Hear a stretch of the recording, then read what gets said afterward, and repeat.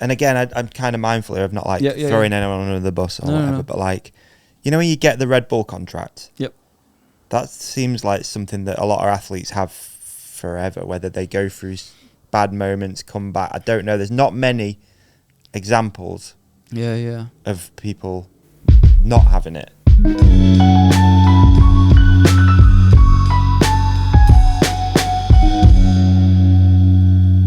All right, welcome back, ladies and gentlemen. And on today's episode, we are joined by Swedish mountain bike royalty, Anton Thelander. Oh, did I say it right? Thelander. It's good. That's right, isn't it? Yeah, I think so. Good. Yeah. the Cleanlander. Cleanlander. In Swedish, it would be Thelander. Thelander. Oh, that's way nicer.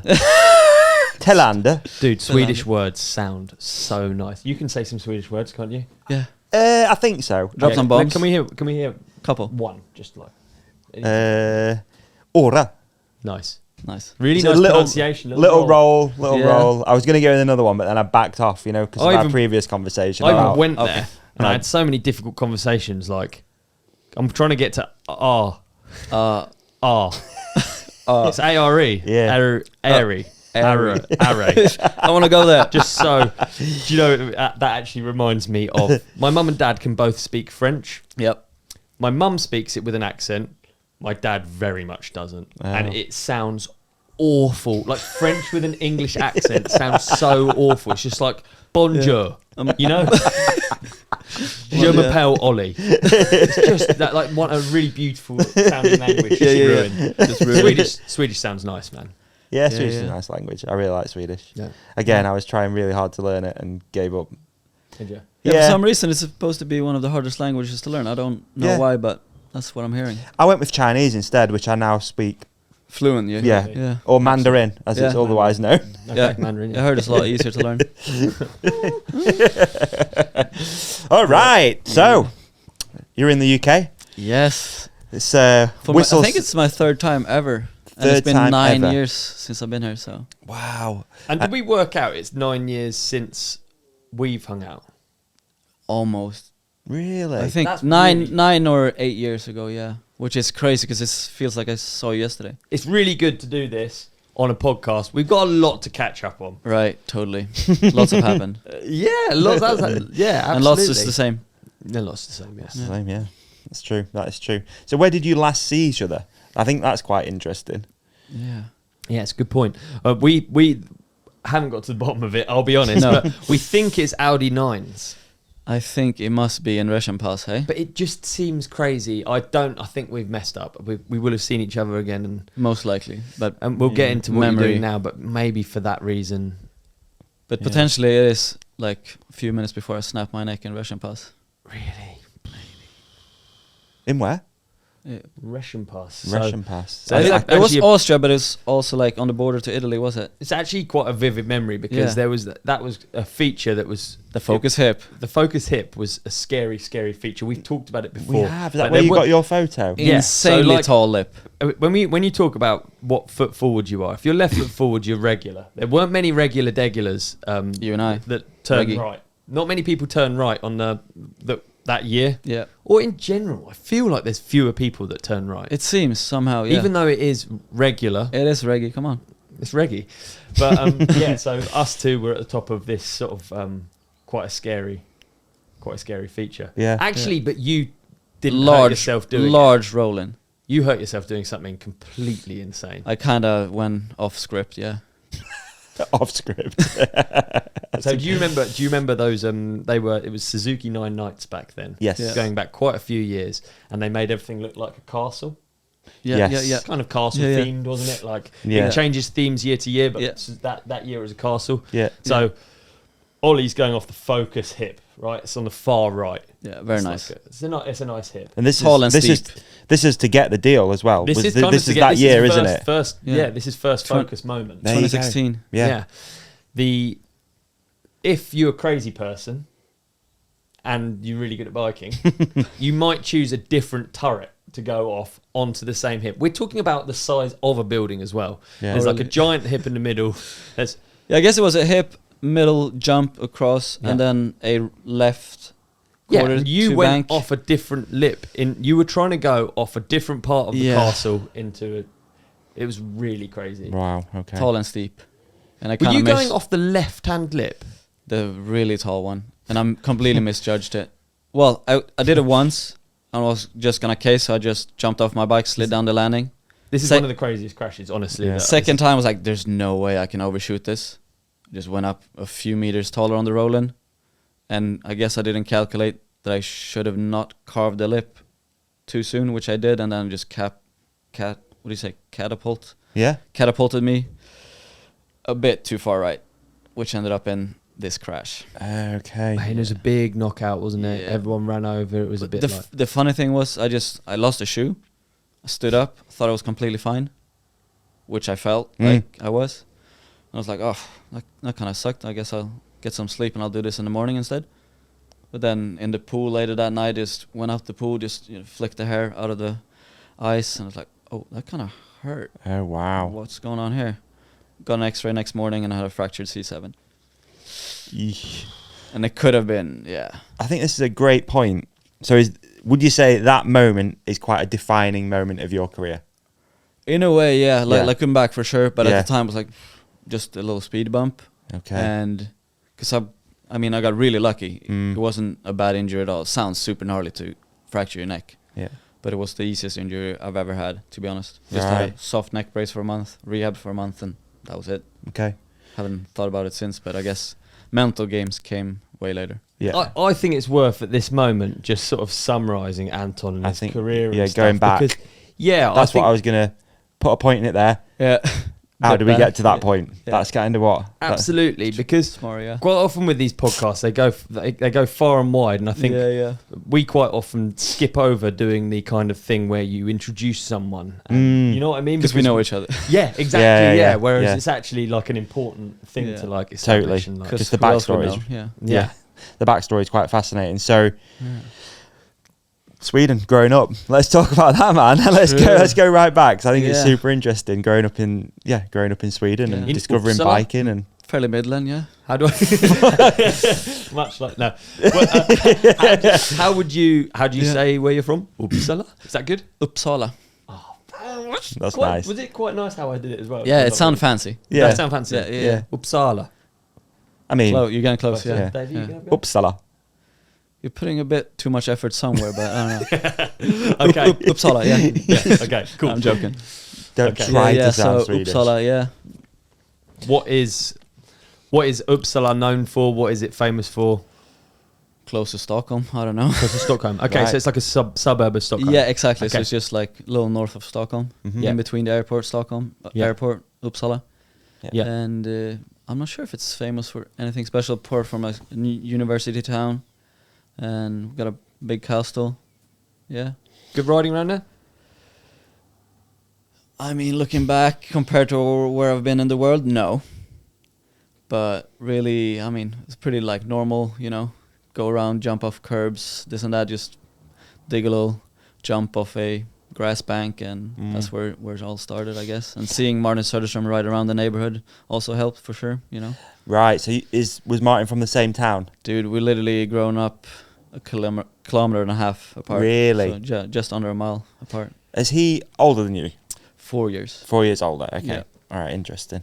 Yeah. So definitely looked up to him big time. Yeah, that's going to be pretty helpful, isn't it? I mean, everyone looked up to him. There couldn't be a better role model. He's tall. Everyone looks up to him because he's tall as well. Yeah, it's a really good point. Yeah. But I mean, Martin's like, I mean, he's to me, he's so cool. Like, he's the coolest for sure. Yeah, he's the man. No doubt. I owe him big time. Really? Yeah. Oh yeah. Okay. So let's talk about that. Let's talk about how you ended up in that position, like getting to know Martin. What did you do as a kid? How did you end up finding biking?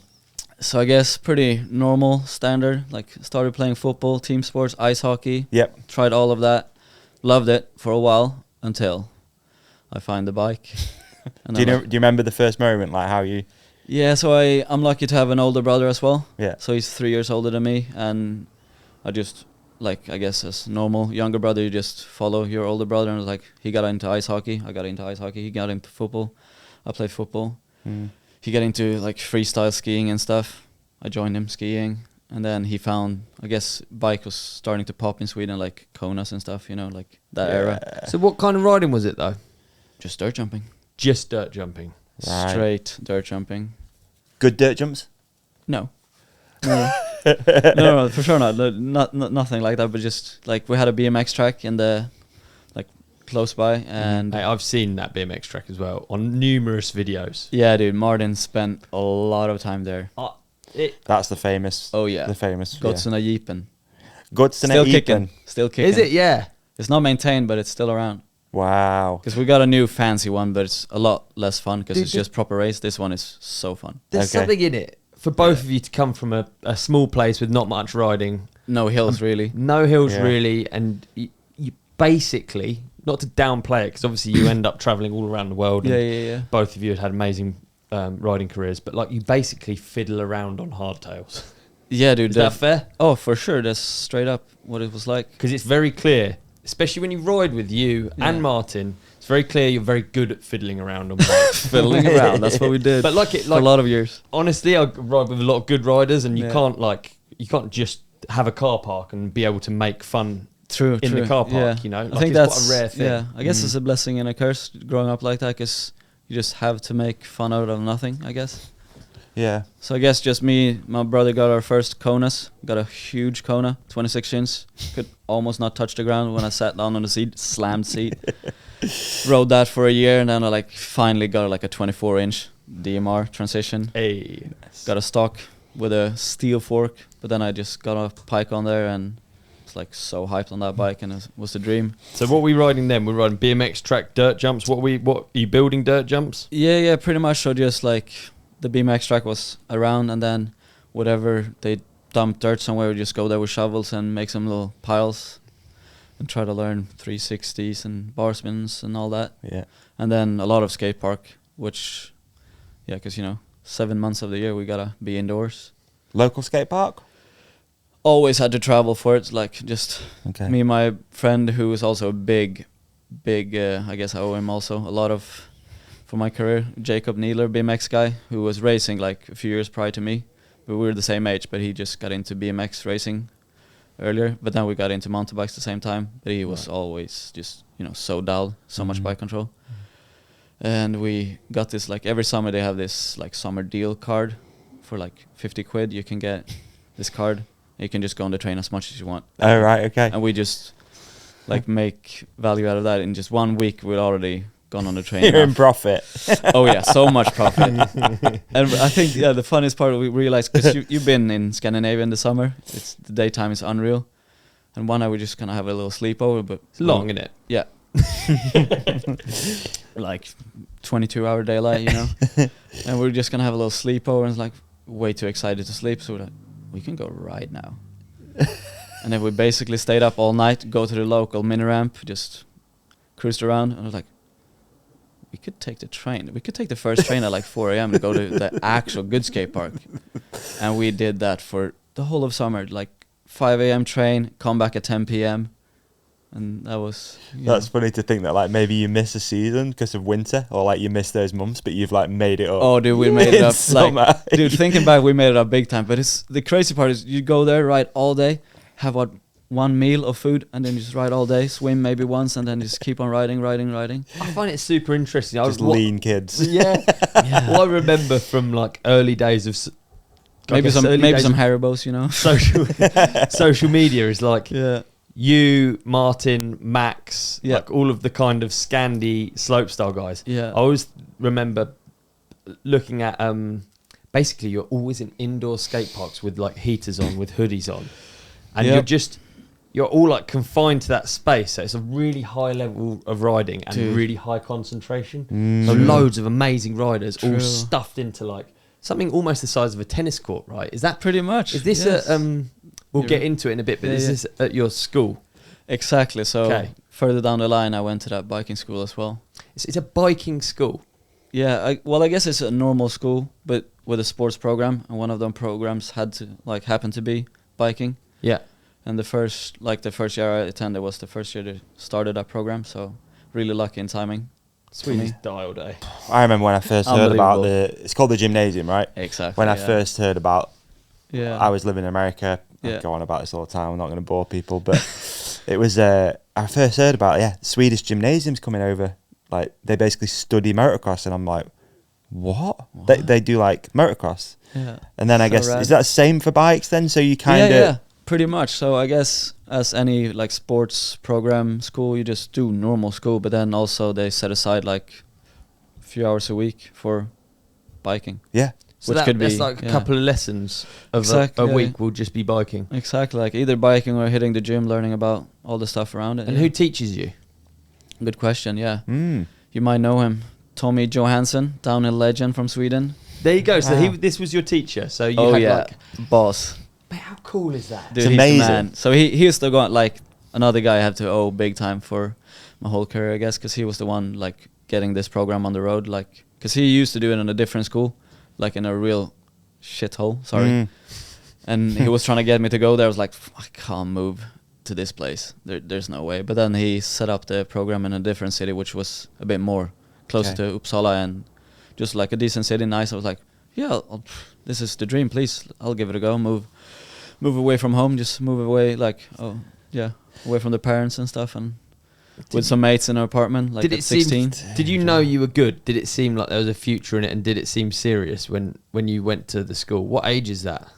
So I guess it'd be 2010 I moved, and so I'd be 15 turning 16. Okay.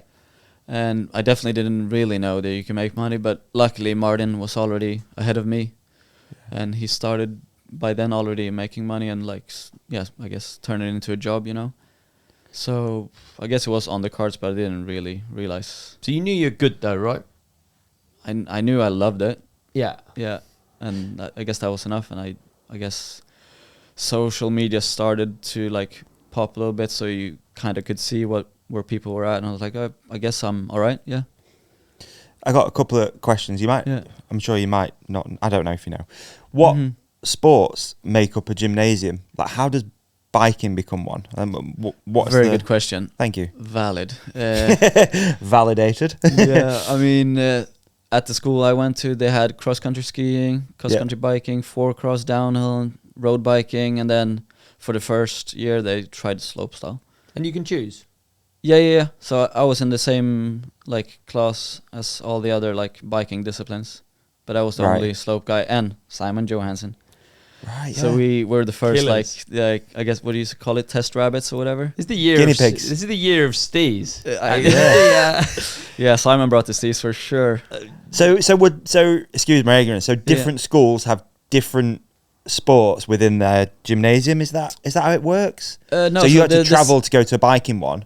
No. So the same one would also have like ice hockey, football, and like swimming. Yeah, all of it. Yeah. You had a pretty crazy alumni, didn't you? Yeah, for sure. Who else was in your school years?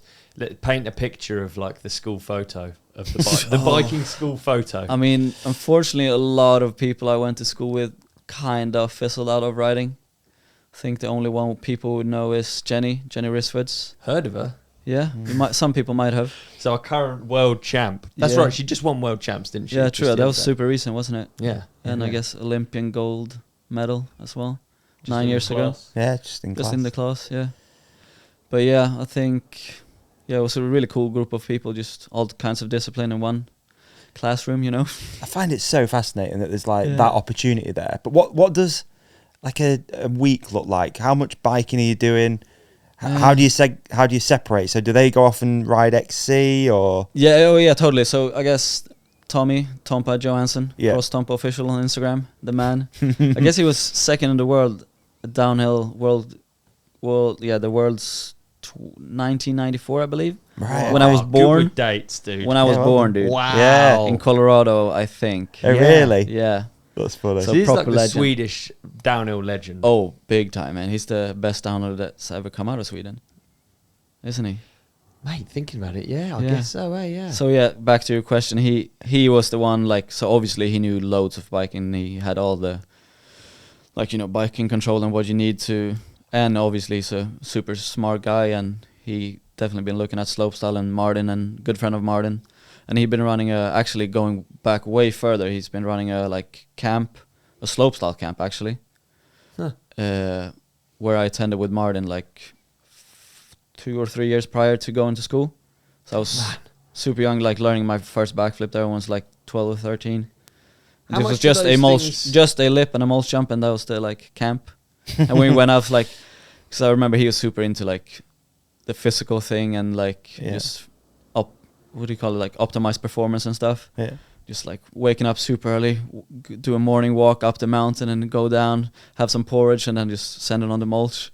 And I remember thinking like, well, what are we doing here? I just want to ride the mulch. Do we have to really do this? But like looking back now, it's super nice. Like it's a great way to wake up and just like proper warm ups and stuff. It kind of doesn't exist in the UK, so it's really cool to like how malleable you are and how much it means when you were little. We talked about it on a recent episode. Like, I can really imagine going to one of those camps and stuff and it really meaning something. Oh, totally, dude. It's like even now looking back, it's so nice to look back at those memories. Yeah.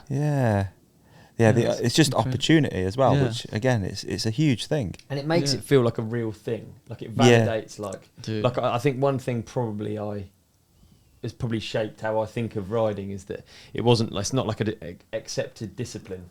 If it comes into school, it's an accepted discipline. It's a real sport. Yeah. Whereas over here, it always felt like it was like it's a fringe sport. It's a fringe no one sport, understands and it. It's not a cool. It wasn't even a cool one. So Yeah. BMX at least was like had a cool image. True. Yeah. It's always like, hey, I do riding BMX. Yeah. No mountain bikes. And so if you love it, you have to like plow on. If you know what I mean. Yeah. You're not going to get any verification from any sort of official. You know, you're not going to get it in schools. You're not going to get cool camps set up. Yeah. If you do get camps set up, they're going to be like weird ones. It's not official. Yeah. Yeah.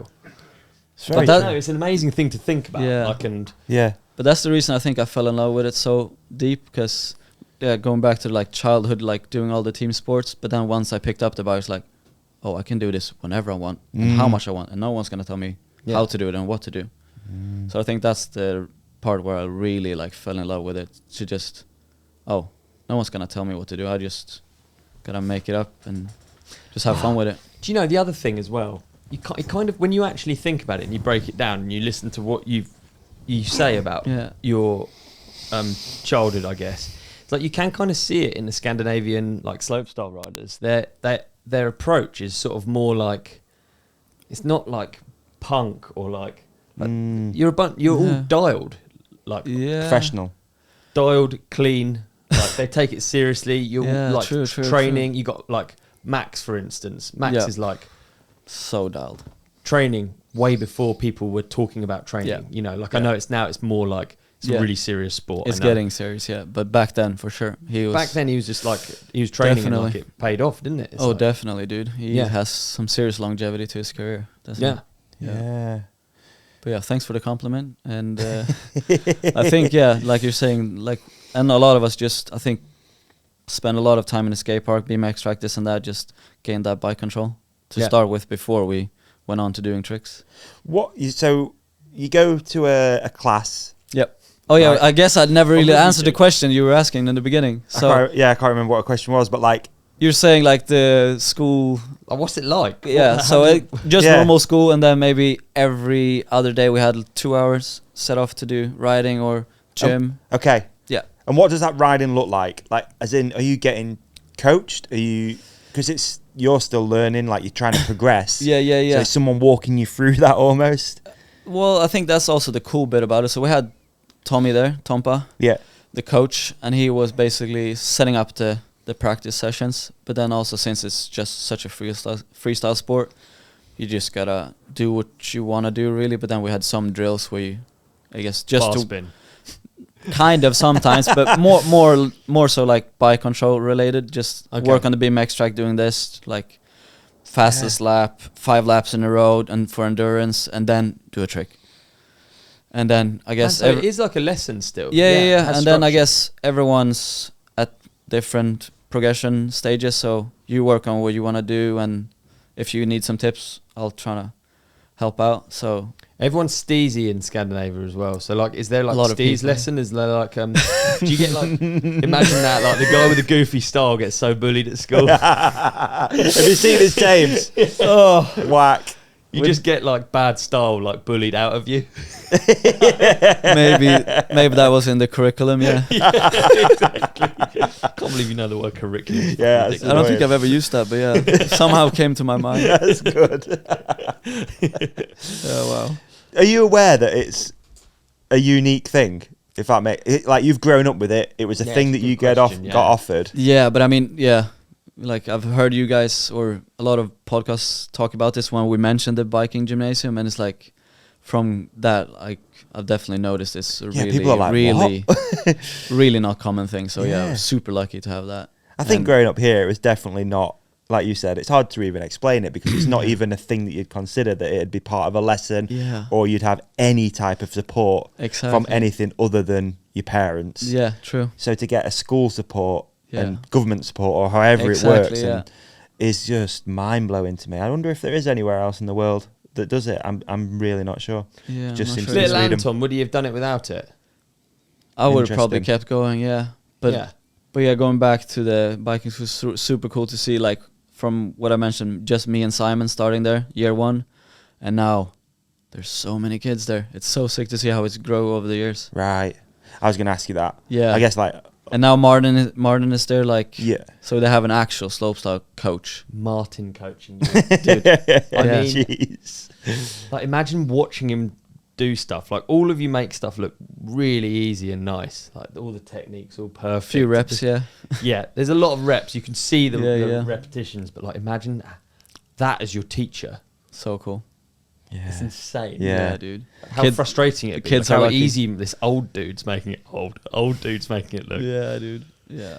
Again, I'm going to super ignorant, but like, so when you say this broad term of the gymnasium for biking, is that a single place? Or is the multiple around Sweden?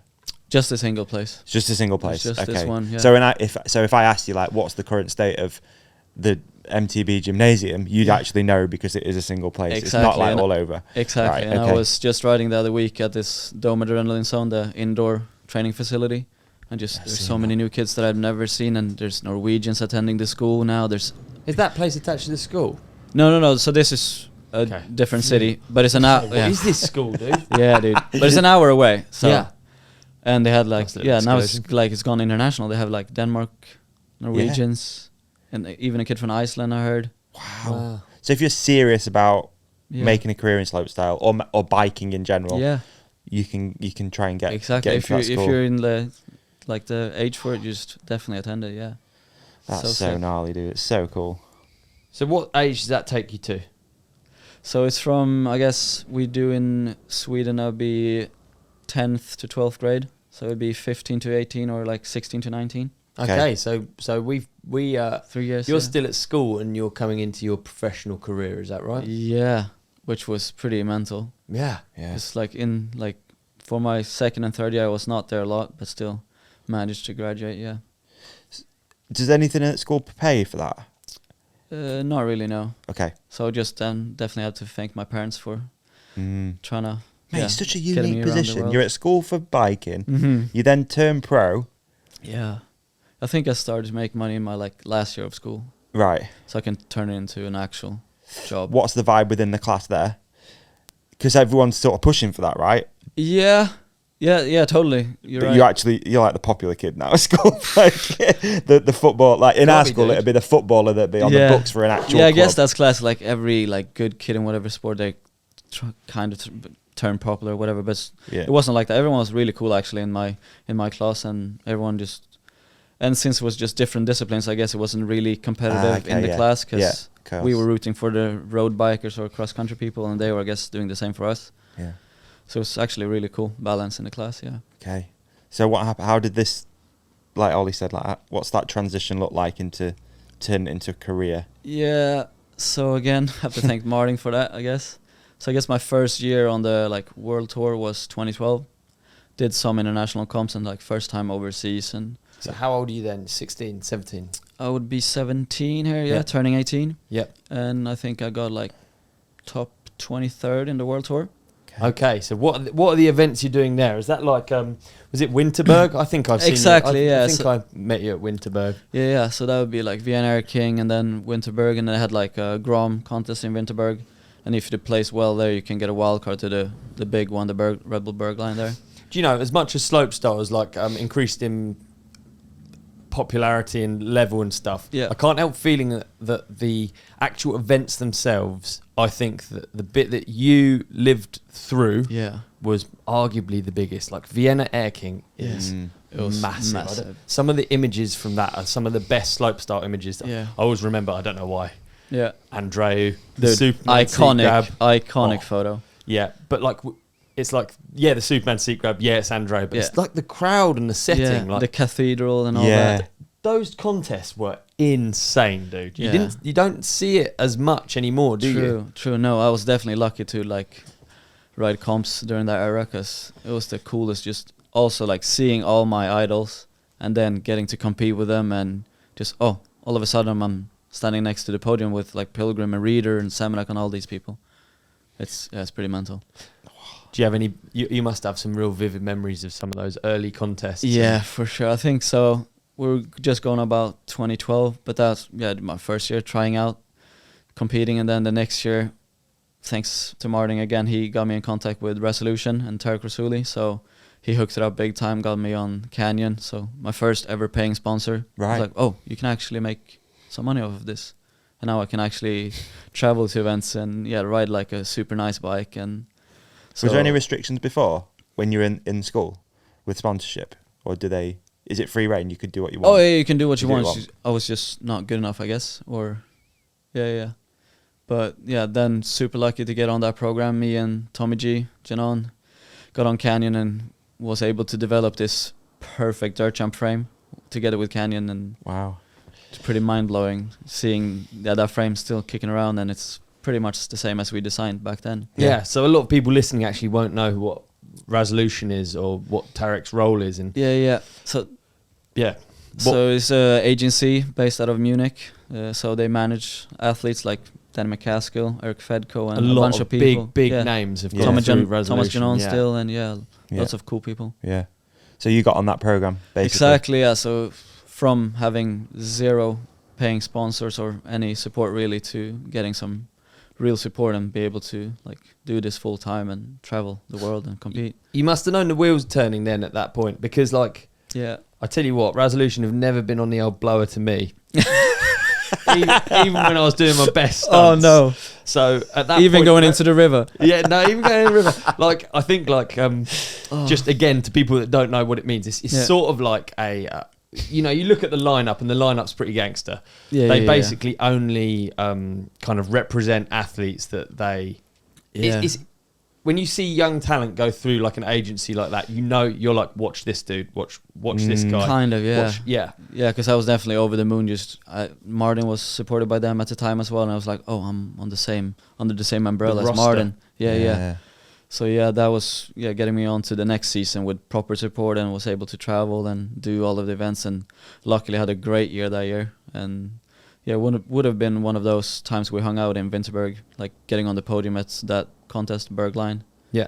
And standing next to Pilgrim and Reader on the podium was unbelievable, like managed to beat like Reynolds and Andreu and some people that I'd looked up to my whole life, You really stood out back then, not to blow your trumpet too much with you here, but you really stood out as someone, especially to like, I was like a real little, like style was very important on a bike. Very important to me as a guy. I just rode trails, didn't I? So it's like, it's sort of the measure of how good you are. Like a lot of tricks I couldn't have cared about all my life, but like when you watch like slopestyle back then, you really stood out because you just did everything so nice. And like, again, it comes back to like the Swedes and the Norwegians. They all had such nice style, but I'd say you really stood out.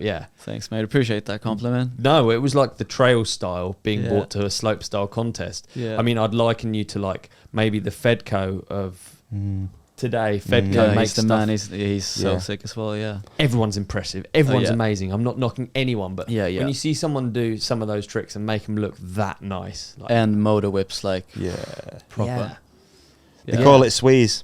Sweeze, nice dude, And on that, we're going to an ad break. Mate, this one is the easiest ad read that we do.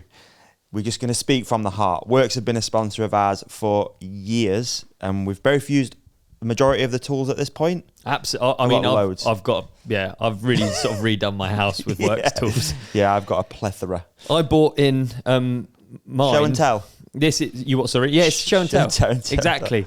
So this is my Hydra shot, and I bought it in because I wanted to do show and tell and talk about the things that I really love about it. Please, is that okay? I'd love for you to do that, please. So basically, one of the key things beyond the actual function of this, which we'll get into in a second, it's the fact that it's part of the power share system. Now, every single power tool I own, and whether that's garden, home, DIY, my chainsaw, trail building. I've got 2 chainsaws. Ooh. I need to actually keep my voice down, otherwise WORX will hear and I'll stop sending me anything. I'm spoiled. Yeah. But this power share, this goes in everything I own. So I can't tell you how easy that makes life. Yeah, I've always got something charged up. I'm not the most dialed with like having a set up charging area. So it's always good to know that you've always got batteries. Yep. True. Pop it in here in a waterproof case. Nice. There it is. And you're off to the races. Now, this I use attached to my hose. Yep. But previously, I've used it with the hose connection that goes into a water source. So you can do it from a bucket or a river. So you can have it in the back of your van. Yeah. To clean your bike. Yeah. Super handy. Portable, of course. Like I've done that before. I've finished a ride. I've been parked near a water source, whether it's a puddle or even actually taking water in a 25 litre drum. I saw Davey once pressure the blue wash down. I dipped it into my bucket that I'd taken. Wash the bike in the back of the van. Dry when you get home. Sometimes I even use my WORX leaf blower.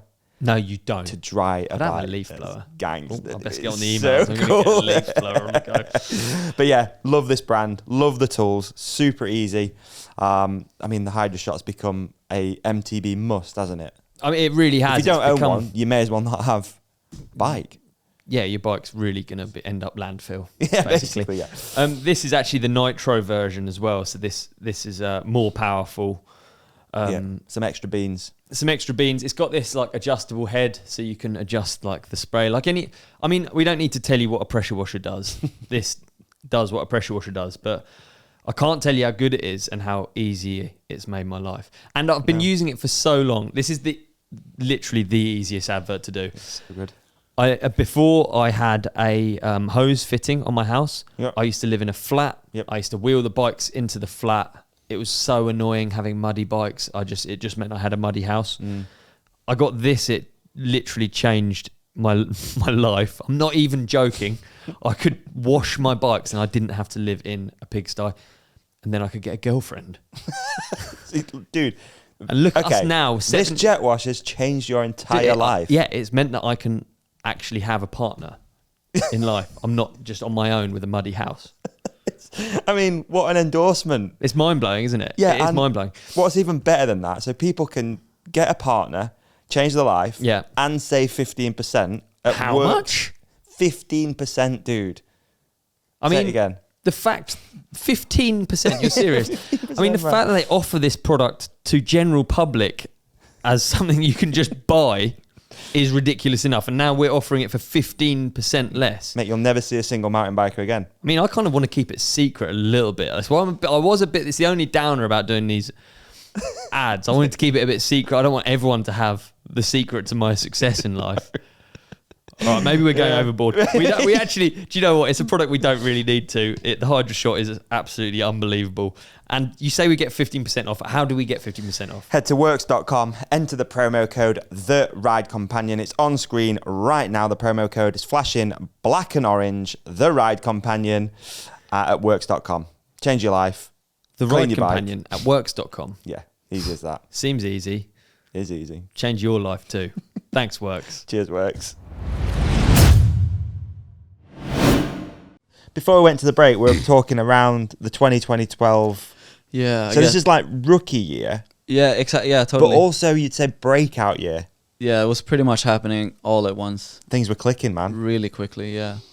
So I guess the reps leading up to all this kind of paid off. Yeah, seemingly so. Yeah. It really did. In the slopestyle world, what would you say, as someone who's gone through working towards, what would you say the pinnacle contest is of the slopestyle world? Red Bull Joyride. Would you? Yeah, I mean, it's where slopestyle was born in 21 years ago. Yeah. Wow. So it's pretty crazy thinking like I started riding only like 4 years after slopestyle was born. Like it became a sport then. Yeah. Like, so I was definitely lucky to grow up in that timing. So yeah, that was always the dream, you know, like seeing Red Bull Joyride going on for a few years and then seeing Anthony Missouri podium at 15 years old. Man, I remember the shots of him on that hip. Dude. Missouri on that hip. Viral. Wow. Do you remember that? 2011. The big air. Small boost. guy, big air. So cool. He had pull up. I And remember Missouri, but he had the flat spins like you as well, didn't he? Yeah, dude, he was a big... I looked up to him even though I had to look down, but yeah. The opposite of Martin. Yeah, pretty much. And he was even... Like, he was younger, but he was just so early. Yeah. So, you say it's the pinnacle. When was your first joyride? That year. 2013. 2013. And was that... You qualified for it?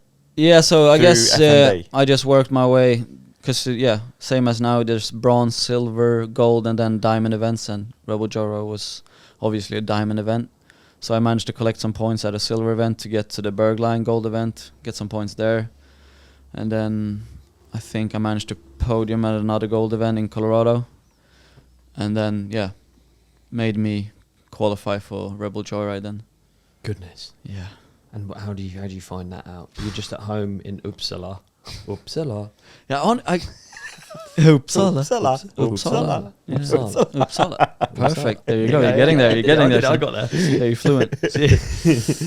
So you're at home in the midnight sun. Yeah. And, in the Midland. For some reason, the postman's coming round at midnight. Yeah. It's 3 a.m. You're riding a skate park. just like massive bags on your arms, just doing bar spins. And then the postman comes knocking. Yeah, exactly. How did you find out? Yeah, he just dropped a Joyride invite in the mail. No, so I guess usually do like a 6 weeks ranking prior qualifying system. So you knew where you were at. Yeah, so you just kept looking at the charts of the ranking. I think I was like 5th in the world at the time. So I think they took like top 14 or something. You're well in, dude. Yeah, I was you didn't like, scrape your way in. No, I was just somehow well in. I was like, whoa, I can see some pretty insane names underneath me. It's like, wow. So I guess I'm in. I'm going to Canada for the first time. And went out there with my brother, Martin. And it was really cool. You know, before all of this started kicking off and you're traveling, had you done much traveling? Actually, you're young, dude. I had, luckily with my parents, I've been lucky to go to some cool places around the world, like America and Thailand, and just for holidays though. Okay. Never really. It's very different. You're on holiday. You got your parents chaperoning you around. Oh, totally. Yeah. Never really flown with my bike. Traveling. And just trying to figure out how to get somewhere with a bike and bike bag and suitcase. You know. Yeah. So definitely me and Max went on some loose trips in our younger days for sure. Really? Yeah. So you and Max were kind of coming up at the same time. Exactly. So we're just 1 year apart in age. He's just a year younger than me, and we pretty much went on to the world tour at the same time. So we definitely did a lot of traveling together. That's a lovely crew, that is. Oh yeah. And then we had Martin as a bit of a parent. Just lovely boys. Yeah. That's my summary of the Swedes. Just like people you want to hang out. You want to be stuck in an airport waiting for a flight, and you just want to be with these guys. They're just nice, you know? Yeah. We'll take the compliment, cheers. Yeah. Likewise, homie. Keep stinging them, but I can really imagine it, like working it out. Yeah. Like, you got to work it out. There's no way... I don't think you can be taught how to do it either. Because even if you're with someone and they're showing you how to move your bike around an airport... it doesn't work like that. You don't learn, do you? You just follow. You sort of have to make, like... Because if someone helps you, they're basically doing it for you. Yeah.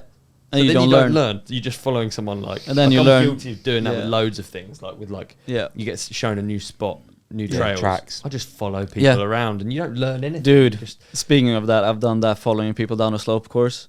And then the first lap you go on your own is like, oh. Yeah. Did I brake here? Did I pedal? I don't know. No, and then you overshoot or case stuff. It's true, eh? So sometimes you got to learn the hard way, right? Yeah. I think so. Yeah. Yeah, it's gnarly, dude. You're traveling the world. Yeah, You've got a joyride invite. It's so crazy, yeah. So going to Canada for the first time is like, whoa, just blown away by the landscape to begin with. And then seeing that hill that you've seen in videos for so many years. And we're in slopestyle practice. Gosh. Yeah. With some beasts around. Oh yeah, some really big dogs on course. Did the early pressure of those events how do you handling it then? I think I was again we can talk about the other stuff like further down the line, but at that point as a young kid, I think I was just so happy being there and just loving it that hard. I didn't really care or know of pressure at that point. Right. I was just doing it purely out of passion, and it was like, I'm living my dream. I'm just trying to make the most of it right now. Yeah. But then also I remember having a crash in practice. Like, I think I've told this story before, but just probably half an hour before the comp was about to start. Classic case of, at least for me in practice, just leaving the scary stuff until the very last minute. Just procrastinate? Yeah. I was like, shouldn't do that, but it happens, and just left this tail whip on the boner log to the last minute and ended up overshooting and then crashing and just could barely walk 5 minutes before my run was supposed to go. I was like, this can't be how this story ends. Oh no. How funny is it that procrastination takes its form in every single thing that you do? Like whether it's right, innit? Yeah, whether it's like sending a boring email to HR in your office job, or whether it's tail whipping the boner log at Joyride. Dude, you just leave it till the last minute. It's all the same. It's just homework, and you just like can't be bothered to do it. I don't. But you know you have to eventually. It's so true. Don't want to tail whip the boner log.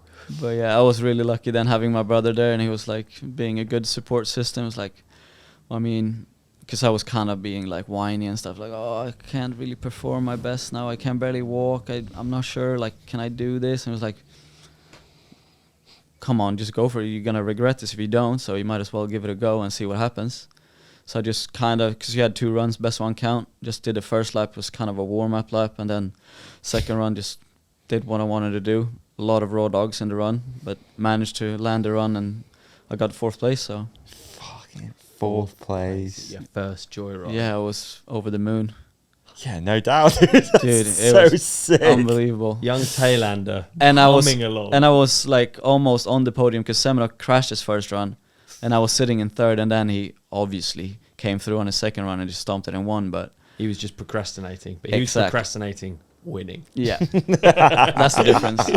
But yeah, it was kind of a weird one because I was so happy and so stoked being 4th, but then Martin ended up having his real bad crash on the final feature that year and snapped his tip fib in half. So it's a bit of a tough day, like over the moon, roller coaster emotions, and then Martin just snapped his leg and he needs to go to Vancouver to the hospital and stuff. So what sort of relationship do you have with Martin at that point? Because obviously now you're competitors, but I guess growing up, did he seem like an older brother kind of? Oh, figure? Totally. I felt like we were traveling as brothers, or he kind of like in a way seemed like an older brother, almost a parent, because he done it before, and he taught me so much, so we definitely had a really close relationship. So that's in which case it's pretty tough when someone comes off. It's horrible when anyone comes off. But even more so with someone like him. Yeah Definitely. Mate, do you remember your run from then? Yeah, for sure. I think I remember every single run I've ever done. Really crazy good memory. We spoke about this on the way, like both kind of nerdy with information and stuff. Okay. All right, shall we go through it? So we're starting with a flat drop. Yeah. We got a flat drop, fairly big one. Truck driver that, and then tail up the boner log.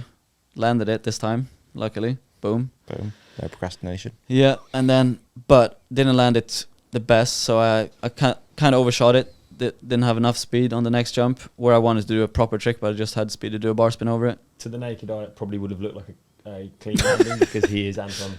Clean lander. Yeah, I can't actually remember if it was clean or not, but I didn't have enough speed for the next jump. Okay, so just straight bar. Just a straight bar, just cleared the jump. What was it going to be?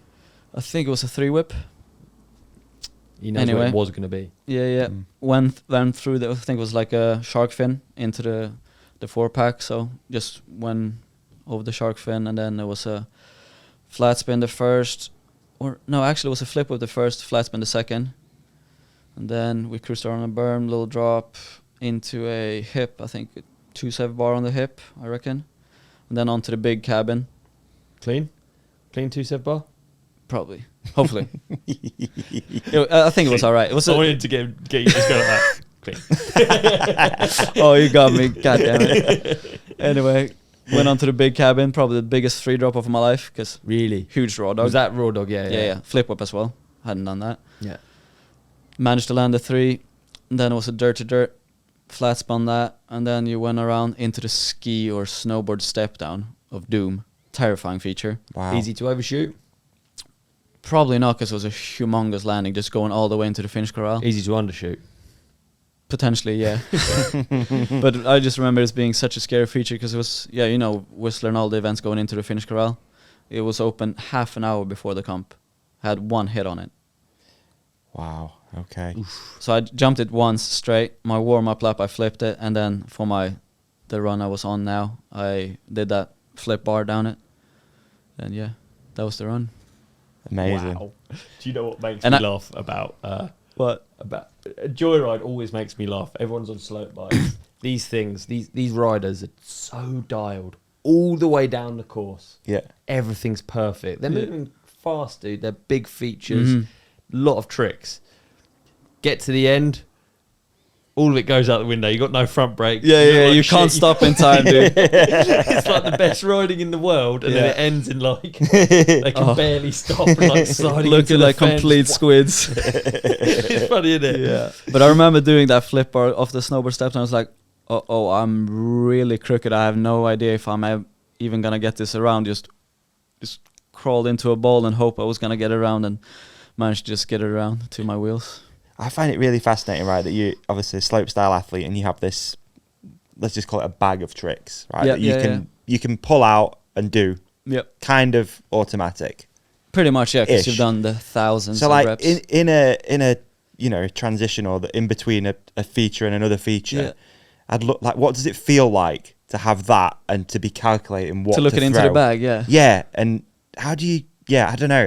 I don't even know what the question is. I'm just fascinated that... Like, remember it? Or how to pick and choose. Or yeah, how do you pick and choose? Like, how do you know what to throw and then... I think, thankfully, we have some practice before the comp, so... Yeah. But I'd say most of the practice for me, anyway, is just figuring out the speed for the features. And then if I know the speed, then I can basically do any of my tricks if I'm just confident enough doing them. So just when you know the speed, you kind of know like how much this trick requires speed wise and stuff like that. And so then knowing the course, what causes the procrastination though? Because if you know what the bone log is like, you know you can tail whip it. Why are you putting it off? Valid question, sir. That is something I wish I had an answer to earlier in my life. But I think just a mixture of being scared and knowing, I don't know, actually. Like, I think you're a good or person you just to need ask. to, you just, like, for me anyway, you just kind of need that extra pressure of a contest run to just get it going. A lot of people watching slopestyle runs, you watch it, and you know, myself included, you watch it just looks easy, man, because all of you are so dialed, and like, it doesn't mean that you're not scared, and I find that really interesting. Like, often you can, just because you can do something, doesn't, like, even me, I still have some tricks in me, and I could do them.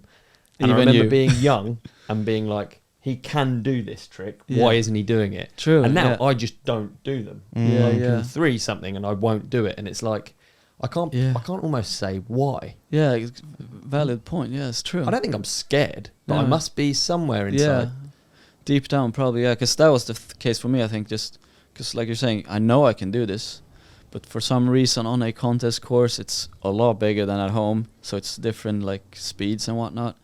So it's everything's just, I guess, magnified. Yeah, and it's you tough have to slow it all down. Yeah, because like in the gymnasium, that training facility we have, it would probably be a 3 meter gap on the jump, and here at Joyride is like 10. So just gotta, everything's just a lot faster, and you gotta go way slower with the rotations. I think as well, for someone to listening that doesn't, I keep saying it, but I think slopestyle is so hard to relate to, and I think it's really good to like reiterate things. Okay, so let's say there's something you're scared of. You big pressure environment. You wanna, that thing you know you can do. You really want to make it work. The most natural thing to do is try a bit harder. Whereas actually, you get to Joyride, you got to slow things down. You've got to stare at the ceiling for ages. You've got to like barely look over your shoulder in a spin. Dude, true. Yeah, like literally, because I remember being like 12 or 13 trying to get a flip around. It was a lot of work. Yeah. And like just a lot of force. But then you come to Joyride, you basically have to just tilt your eyes and you're around. Just maybe lean back your helmet and you're around, you know. But then with that going fast and the jumps are big, your wheels are spinning so fast. For bar spins, you got to throw them a lot harder to get the bars around. There you same go. With, same with I tail didn't whips. even know that. Yeah. I didn't even know that. So that's extra effort. So that's the mixed with with less effort. Yeah, so it's a weird balance. Like going into a flip, we just basically barely have to lean back, but then the tail whip's got to be kicked a lot harder to get it around. Yeah. Yeah.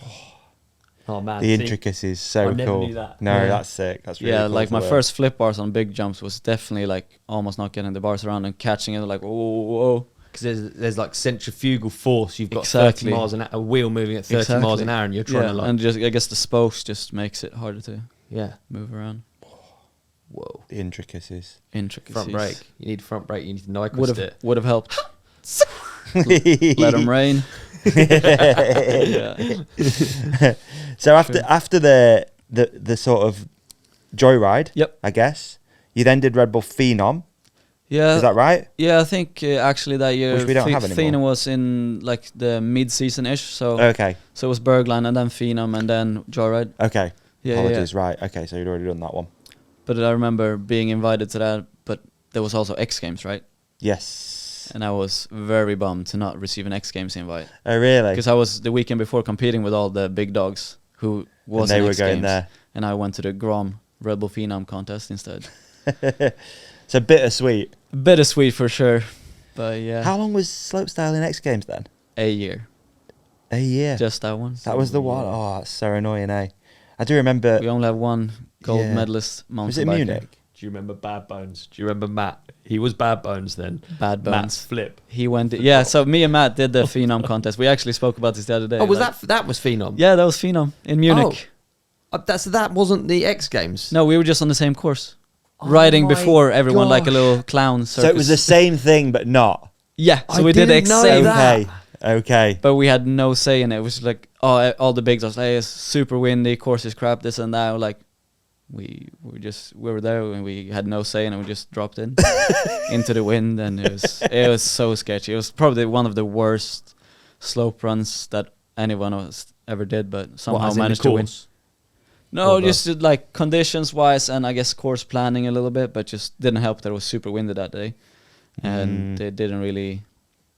I guess just super strange, and then I managed to win the comp, even almost eating crap on the last drop. Biggest drop I've ever ridden. And it's horrific. I'm just gonna send a 3 here, and then didn't even get it around, and it was super squirrely. But yeah, somehow ended up winning because I guess the level wasn't the highest. Okay. Yeah. I didn't know that. I didn't know it was the same thing. There you go. Yeah. How interesting. So that was, like you're saying, pretty bittersweet. Yeah, like bittersweet. We're doing this on the same course, so you're like same day. X Games, but you just Hey, an X Games goal would have been kind of sick. Yeah, but wouldn't have done that because that was Brett and Brandon's battle. Right. Yeah. Okay. Andrea in third. Andrea was a smart guy because a lot of the big dogs, like Martin, didn't drop because it was like, I mean, it was super like risky to drop in those conditions, and like I guess they hoped for better conditions and like push it, but there was no way.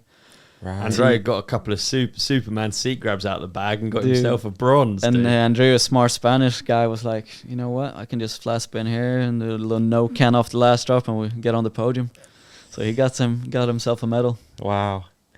Yeah, there you go. I didn't know it was only a one and done. Yeah, it was quite a shame, really. Yeah, definitely a shame. So I think if maybe the conditions were better and everyone dropped, it could have been a different story. I don't know, but unfortunately that's. So now you're big time on the map now. You're really easy, man. A serious player now at this point in your career, right? So easy. I mean, according to the world ranking, I was, Yeah.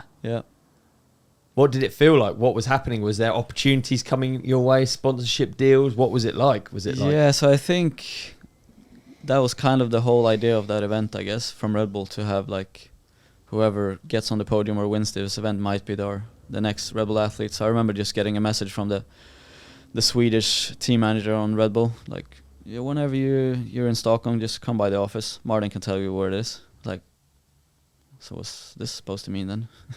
Really, it was cryptic like that, was it? Yeah, it was just casual like that. Just if you're in Stockholm, just come by the office. Martin knows where it is. And it's just Bruno, French guy who was the team manager back then, really cool guy. And I was like, so what is this? Definitely curious. I know what Red Bull is.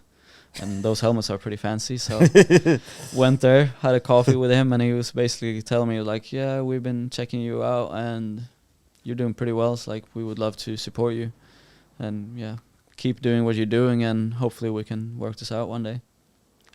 Just left it at that? Pretty much, and then I guess Tarek took over. Okay. So kind of behind the scenes as the season went on, and I guess it didn't hurt that I got 3rd in Colorado and then 4th at Joyride. Might have sealed the deal, or the Phenom already, I don't know. Yeah. But then... That's so funny, because you got an agent, you sort of just walk away from it and be like, yeah, well, fingers crossed. Yeah, definitely, like, all right. So then I guess come around like August, September, I think then I was kind of put in the loop that it was actually happening. And Martin was having his own event in our hometown. For the first time ever, we had a major event in our city. I remember it. Martin Söderström Invitational. Exactly. And I was like, well, this would be a good time to be wrapping the helmet for the first time, wouldn't it? Did you think, that's... No, I didn't think that, but I guess they came up with that idea. So they presented the helmet the morning of. Wow. And I guess my confidence didn't hurt that I managed to win the freestyle CH the weekend before. Managed to be like Sam Pilgrim, current world #1 at the time. It's like, oh wow, all right. That's just things are happening. Dude, like I couldn't believe it, you know, like, and let's just go to my hometown and have fun now. Even to have that in your hometown, like that wasn't a small event. Like I remember watching that and being like, I was obviously fresh off a building site because I was like, look at the scaffolding. Yeah. There's so much money's worth of scaffolding. A lot of scaffolding, mate. The whole thing was like it's like a joyride line made out of scaffolding. It's insane. Back to the like what Uppsala is known for is we have a big castle. Yeah, and Martin's always been like street riding around that castle, and his dream was to put on an event at that venue. Wow. So, like going from the castle down to the botanic garden and stuff. It was like it's just a bunch of stairs going down a hill and a lot of scaffolding, mate. A lot of scaffolding. So I knew how much a rise was worth, and it was like there's a lot there. Yeah, a lot there. I guess it didn't hang around for long, but So good job. Yeah, that was like 72-hour course for sure. Yeah, mate. So so you get presented this helmet? Yeah, the day of. The day of. How was that like? What's that feeling? What's the emotion like? No, it was incredible. Actually, I remember. So I guess we show up on Thursday, Friday. Well, I was at home. But yeah, all the riders came into town and we went for like a welcome dinner. And Martin I didn't know if this was going to happen. I knew it might happen this weekend. But then he just randomly at dinner just pulled out a Red Bull hat and gave it to me. And that was that. Oh, how cool Martin to do it as well. That's cool. It was insane. Just my childhood hero presenting me with a Red Bull hat. Yeah. And then just... Hero to like brother. Yeah, to dude. Like, that's what cool. A journey actually when you look at it that way. Yeah. So then, just having dinner, good sleep, and next morning I got my first helmet. Whoa. Day of the event. Do you think it like amped you up? Like, how does it affect? I'm wondering because basically every single sort of athlete I feel like you don't necessarily feel pressure at the start. I don't think when you're younger. No. I think almost especially in slope in a weird way. Yeah, somehow. The complexity of a run, if you think about it, is mad. But when you don't think about it, when you're just doing truck this, tail whip that, it's actually very simple for a kid mind. Yeah, when you're that present. You know, like you watch a dog. The dog's just zooming around. It doesn't really care. Doing a thing. Yeah, if the dog was thinking about each individual foot, where it's going to be placed, what's it going to... You could even watch a dog get psyched out. Yeah, you can trip yourself. I feel like everyone reaches that point where they're like actually thinking about it. When did that actually happen? Was there... Good question. I mean, at the time, definitely not. I was still a dog. Yeah. Just playing around on the course. Yeah.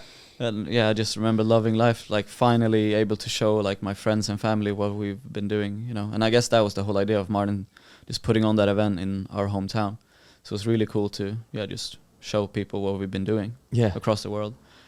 And just couldn't have gone any better, that event. Yeah. Just smiling all day long and managed to win the whole thing. I was like, what on earth? You can't script this. I'm just too happy. Yeah. Was Martin injured or?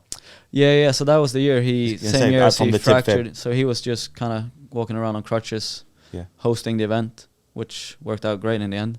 Although I would have liked to see him guinea pig the course, because who was the next guy doing that? That was me. First time I ever guinea pigged a jump. Really? 15-meter double over the main road. feel like it. Huge case. I feel like it's on video, right? It's I have huge. posted a clip, and I've never cased a jump that bad. But luckily I went onto the like platform. If it was a meter short, I would have been like 10 meter drop to the road. Yeah, quite a few levels. Yeah, a lot of scaffolding. A lot of scaffolding. They put a lot of stuff on the scaffold, so it's safe. But there's a little mattress down there, but the gymnastics mattress, So it's pretty funny thinking that was the day before the event, and then the next day, just everything just clicked. Yeah. Yeah. Wow, man. Unbelievable. Yeah. What a story so far. It's fascinating, dude. Yeah, looking back, it's pretty fun. Let's do an ad break. Davey, today I want to show you my top 3 security tips. All right? Nice. Okay. And top 3 reasons why you're not getting my bike. Yeah, if you're listening to this and you're a bike thief, get the out of here. Yeah, unsubscribe. Cool. And these are all what? Hiplok products? They absolutely are. They're the number one in bike technology, anti-bike theft technology. Of course. And here in front of me, I have the D1000, which is, of course, angle grinder proof. Is that right? Did I get that right? Mate, it is angle grinder proof. Yeah, this is one of the newest products that they've released, man. It's it's already an iconic bike security product. It is, absolutely. It uses ferro-safe anti-cutting technology. Yes. I don't know what that means, but I do know what it does. And what it does is it melts angle grinder discs. So there's no way of you actually getting through this. I've seen the videos. They're pretty crazy. It is. It's the most common way that bikes get stolen is with those battery-powered, cordless angle grinders. So quick, so easy for thieves. Not with the D1000. No. Next up, I've got... So this is like my daily driver. I would use this... Let's say I'm popping into a petrol station, bike's locked up on the back of the car. Yeah. Let's say... Fuel in the e-bike. I'm going to a coffee shop. Yeah. And I'm just leaving it outside and maybe the road's a bit busy. This is like my light security option and one that I keep on my frame. It's the Z-Lock combo. You might be familiar with the Z-Lock before that has a small key. It's basically a... security zip tie. Is that how you would... I'd say it's a lightweight security tie. Not zip tie. You wouldn't say that. Yeah, zip tie. It's along those lines, though, It's right? along those lines. So yeah, this is a 3-digit code. It's got 45 centimeter locking length and it's reinforced steel core. Yeah. It's also got... This is really cool. This is my new find. I haven't used it yet. Ooh. But this is the AirTag holder. Nice. So I can hold it on my frame, put an AirTag in there, double safe. Okay, amazing. Love your security tips, mate. Absolutely love them. And if people listening or watching this want to find out more, simple, right? We've got our own URL set up now, and we're going to give away an exclusive discount. What? Yeah, man. How much? What's the discount? Well, you're going to have to go over and find out. Okay, if you head over to hiplok.com/TRC.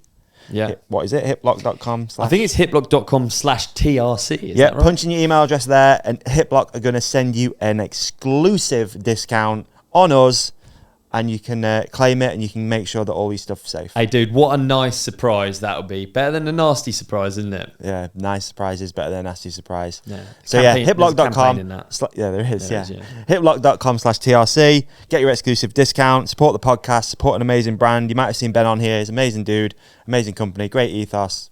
It's just good vibes all around.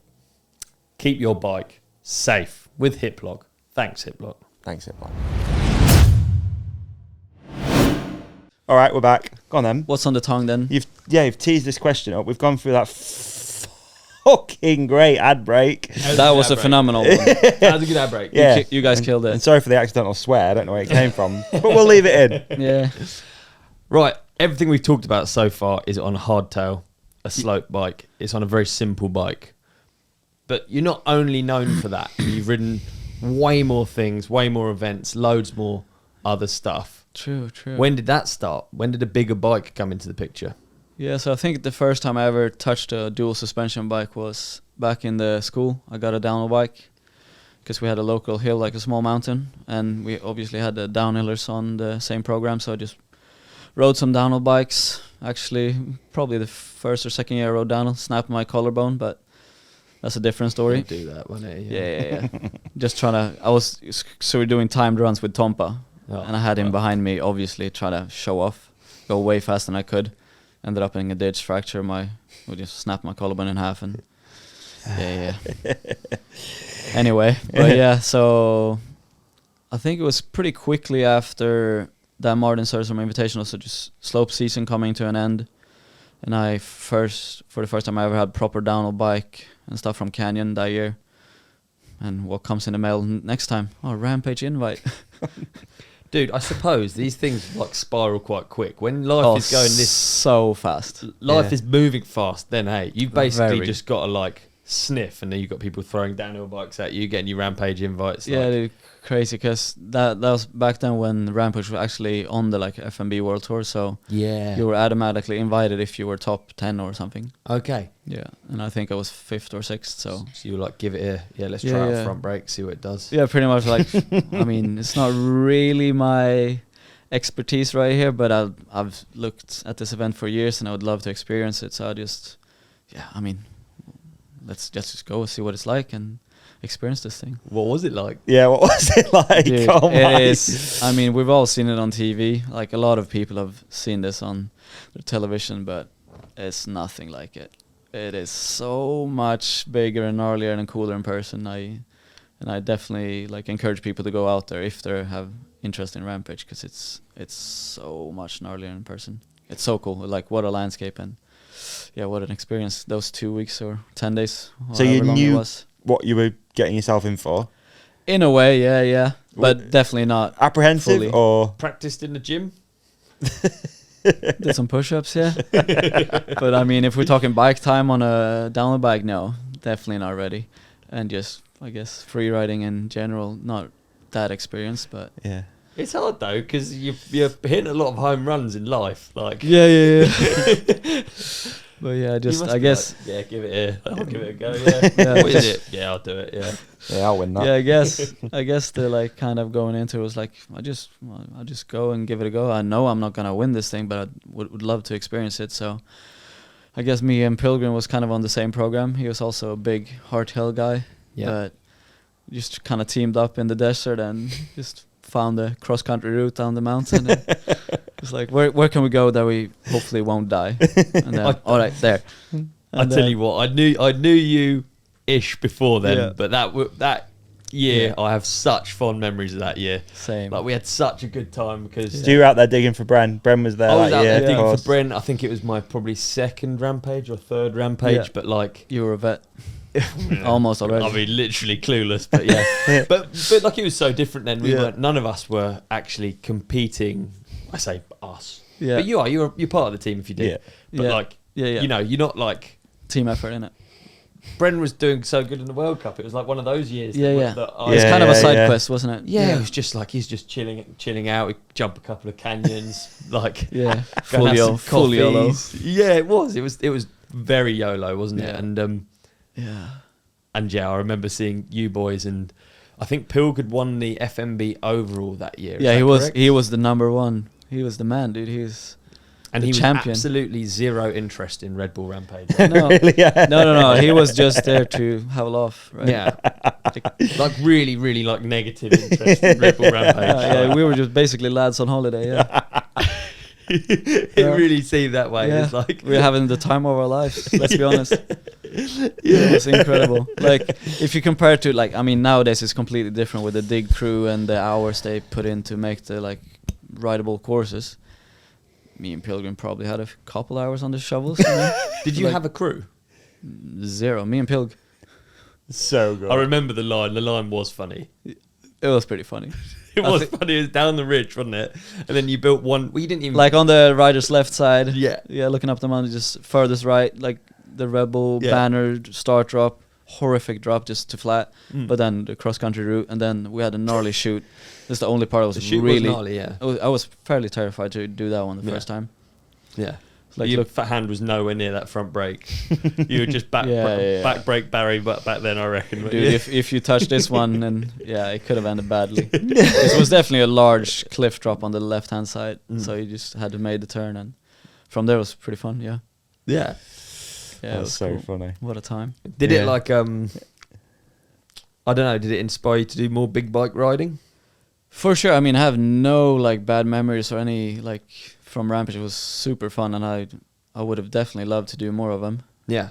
But I guess injuries and stuff came in the way of that later in the later years. But I also have just the fondest memory of us just having the best time ever that week, just riding the old site and just shooting BB guns and whatever we did. Yeah, it was like a serious lack of responsibility. Yeah, just lounge for all of us. Lounge lizarding in the hot tub and stuff at night. Yeah, it was fun times. It was really good, wasn't it? Yeah. I guess just turn into the Brit crew, just join the squad, and straight in. Lots of banter.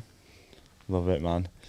Was there any, I don't know really how to put it, but like you're like Ollie said before, like you're on top of the world, man. You winning events, Red Bull helmet, but you knew that event was maybe one you just had to back off a little bit. Is that kind of how you looked at it? Yeah, I guess, because I knew I'm not there to win, because all the other events, like I know I can perform well enough to get on the podium if I do well. Yeah. But this one's like, well, there's so many guys here that will obviously out. That's their speciality almost. Exactly. Like, I mean, Seminox, Sink, and Berkeley, and all those guys. Yeah.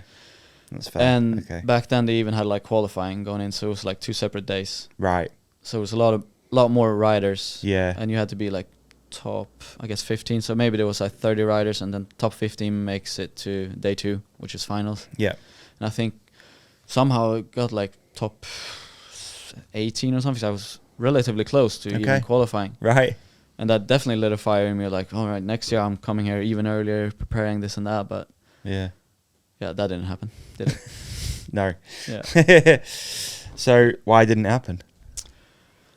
I guess mainly just because of all the following season, every single year I had injuries. Yeah. Okay. So I guess the train kind of went off track a little bit. What's the list of injuries? Yeah. Just out of interest, because I only know of a few maybe that you've had. Yeah, well, I mean, I haven't had that many, just kind of terrible timing. Yeah. So I think I started when I was young, snapped the left collarbone clean, and then I think the right ones have gotten 4 snaps. One of them being like middle of the year at Suzuki 9 Nights 2014. It was like right before like the season really popped off. So basically missed the whole season of 2014. So definitely lost out of some points there. And then, so that was a kind of a terrible break, needed surgery and stuff. And I was just gonna, actually that was 2014 then, surgery, make it back the week before Martin Söderström Invitational the following year. And I guess just forgot I broke my collarbone and managed to ride a day before the event, and I managed to win it again somehow. So basically erased all of the bad memories from the break, and it was like, all right, we're back then. Nothing happened. Just going super pumped into the off season. Yeah. And then I kind of went on, like just kept on being stoked, living the dream, coming Joyride back.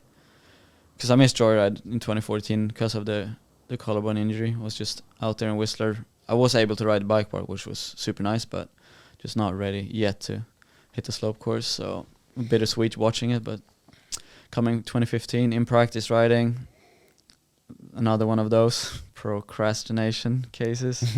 Another boner log.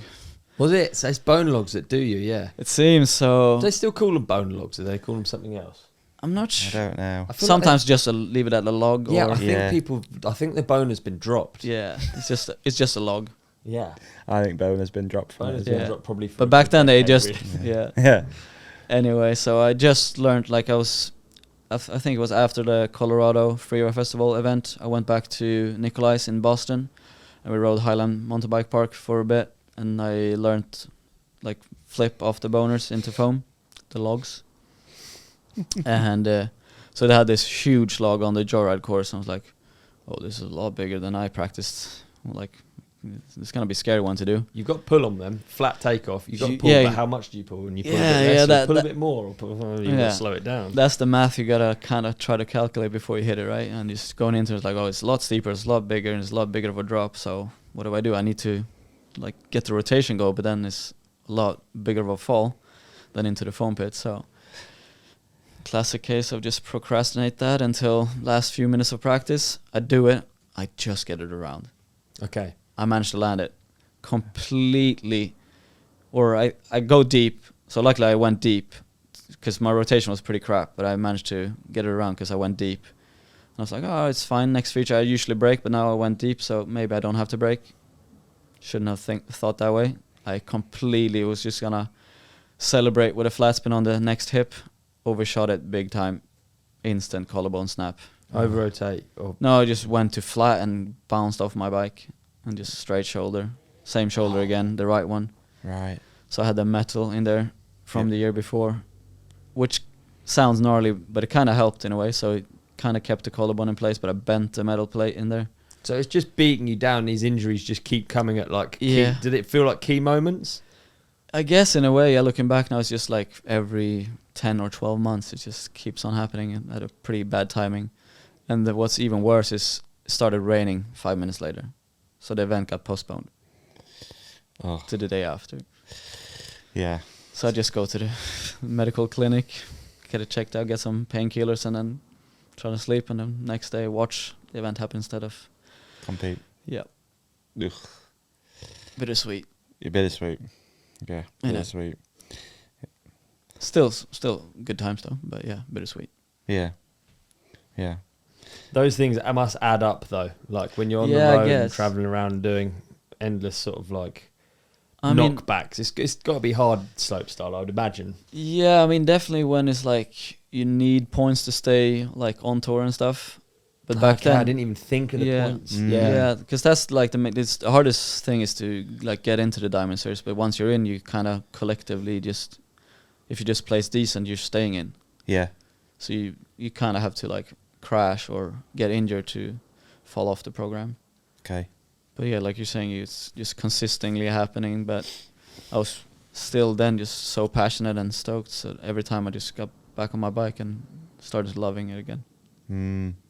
But then I guess further down the line, it kind of Were there any other key moments when you obviously further down the line? We're going to get to that now, I guess. But like, were there any other key moments that just felt like another notch on the bedpost almost? Yeah, I think that was one of them. The terrible analogy. Yeah. Notch on the bedpost. Notch on the bedpost. Never heard it, but I think. Yeah. I haven't heard it, but I think I know what it means. Yeah. It makes no sense at all. Yeah. It's totally out of context. But yeah, I think that one was one of them because I remember like being a bit like mindset was a bit different coming into the next season and stuff. Like how?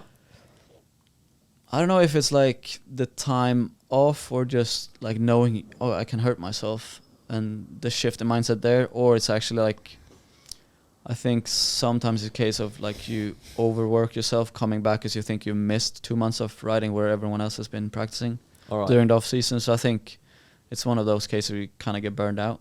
Either way, you're not running around like a dog. It doesn't feel like what it feels like when you're completely free and... Exactly, yeah. So kind of dog days are a little bit over for a few months, and then you go back to loving it, and it's, a little bit of a roller coaster for sure. I guess the first time you've experienced that roller coaster, because it feels like up to that point it's all been just straight upwards trajectory. Yeah, and just love and passion for riding, you know. Yeah. Okay, all right. So yeah, when does it really start to change then? So I mean, going back to like my relationship with Martin, we always had this like super close relationships, talking about emotions and how we were doing and feeling for riding and whatever, competing and stuff. Yeah. And then I remember he sat me down one year, like in Spain. We usually go like every spring to Spain to get some outdoor riding instead of just being in the indoor skate park to get, I guess, just brushed up on some jumps. Yeah. And I think he like sat me down once, like, so Anton, how are you actually like feeling, or what are your intentions with this season? Like, how are you doing, like, as a person? Yeah. And then I was, Was it? Sorry. No, you go on. Was that just like a normal thing he'd ask you, or do you think he saw something different? Yeah, I think he was definitely like noticing something was different, because I was usually like super stoked and excited and like just always maybe playing music or being like just annoying to him, like just a kid. And then once that kind of toned down, it was like, so how are we actually doing now? I can see a bit of change of heart, or like I can see you're not yourself anymore type deal. Yeah. Interesting. Yeah. What was it, do you think he was like? Well, I guess you just said, no music, and you know, do you think there was something that he saw because he I mean, you're both doing the same thing. Yeah, no doubt there's struggles for everyone who's like true traveling around the world doing 360s, backflips, bar spins, tail whips. I think one of the reasons was like he's used to me having like I'm younger, having lots of energy, and he was always just stoked to keep up, and then he had to drag me with him type deal. So like I guess I was usually the one like going there earliest and going home the latest. Yeah. And then maybe I was showing up later or going home sooner and stuff. Yeah. Something like that. It's really nice that you had him there. Oh yeah, it was super helpful. Like I'm really really cool. glad to have him next to me at those times for sure. I mean, what did you say? What when he asked you, what did you say? When you get asked that question, it's pretty like... Yeah. Do you remember what you said? Do you remember how you were feeling? I mean, I remember feeling different, but I couldn't really put my mind to what was going on because you're just like, I guess I've just grown up, any kid, like, especially me back then, was like, how can I feel this when I'm like living the dream? Like, what can possibly, like, looking from the outside looking in, it's like, you can't be, like, you're not allowed to be feeling bad. Yeah. Kind of thing. Yeah. In a way. Yeah, that's, I can I see think that. probably something that a lot of people that have... especially when you're young as well, it's like it's hard to grasp what, like, I don't know. It's part of growing up, but... Yeah, because you're ticking off a lot of things that you're wanting to tick off here. Oh yeah, and a early, fast pace, Yeah. I think that's a bit of it as well. It's like all those things that you've wanted to achieve, you're achieving them, and then it's a bit of a like... Oh, what? Shit, now what? Yeah. Not that I, like, completed it, but it's like... No. Just, like... I still, like, wanted to be, like, world champion, this and that, but... It's, like you're saying, it's a bit like, oh, what now? I'm living my dream, but it's also hard to continue living the dream, I guess. Yeah. You spoke, obviously, as well a little bit about... I guess you kind of touched on it now, but, like, pressure. Yeah, I guess and that's starting to creep in now as well, when you're like... So now I have support, and I know I need to prove myself to get rehired and stuff. You just, like any type of job, you need to perform in order to have your role, right? Yeah. So now I guess that's creeping in, like, okay, so I get paid to do this, and I need to work really hard to do this, and then I guess you work a bit too hard, maybe get burnt out, and then it's not as fun when you're burnt out trying to do these things. Yeah, as a slopestyle rider, you're paid to do contests. Yeah.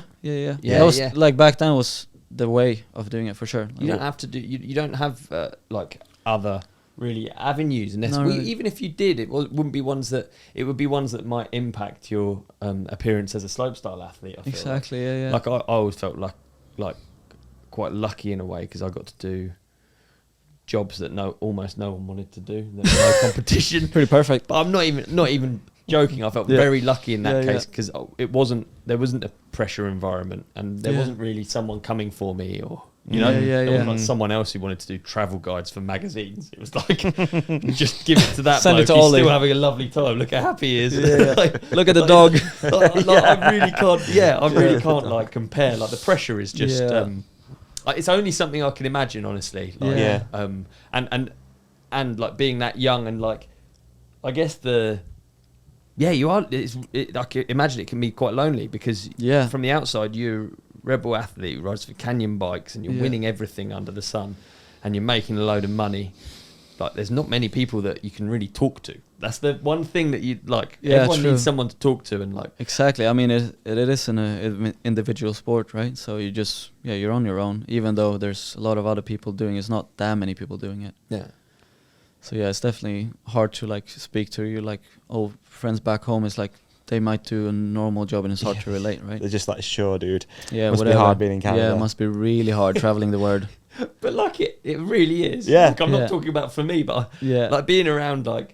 I don't know, talk about it too much, but like all my life I've had Brendan racing World Cups, and I've always felt like I've had to stand up for him because where we live, people are like, oh, he's fucking so lucky. He's just traveling the world, riding his bike.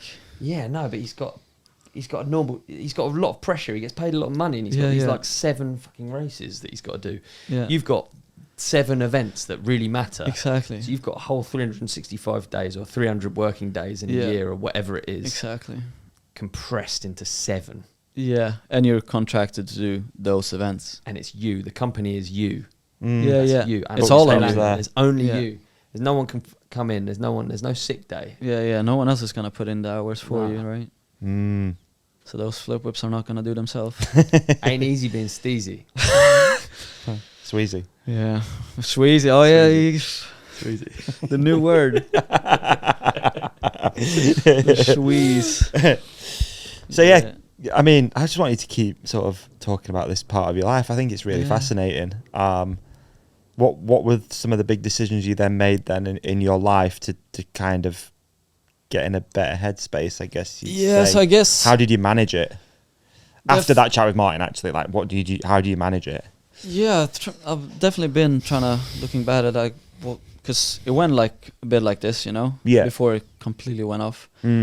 But looking back, it's like, I don't know, just, I guess, did I rest? Did I not get burnt out again? Like, I don't know what it actually was, because I remember being super stoked again and then keen on contest and stuff like that.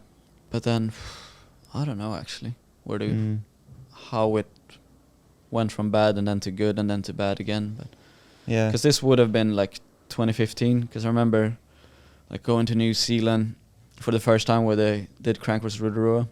Right. Unfortunately, I had a fall in practice there, tweaked my thumb, like super pointless little injury, but I couldn't ride on the comp day, which I was contracted to do, you know. Yeah. And that just kind of started wearing on you, like, I flew all the way here and I really want to ride, but now I can't because of this little thumb that I tweaked. Yeah. And you want to get the thumb better, but also you need to write the email to Red Bull. Can you? Yeah. All these people that will paying all your bills, they're paying just for you to be kind of there. feel like you're letting them down, right? You have to do the stupid email. You have to be like... Yeah. This is, again, it's a situation that not a lot of people can sort of like relate to, right? But like... Yeah.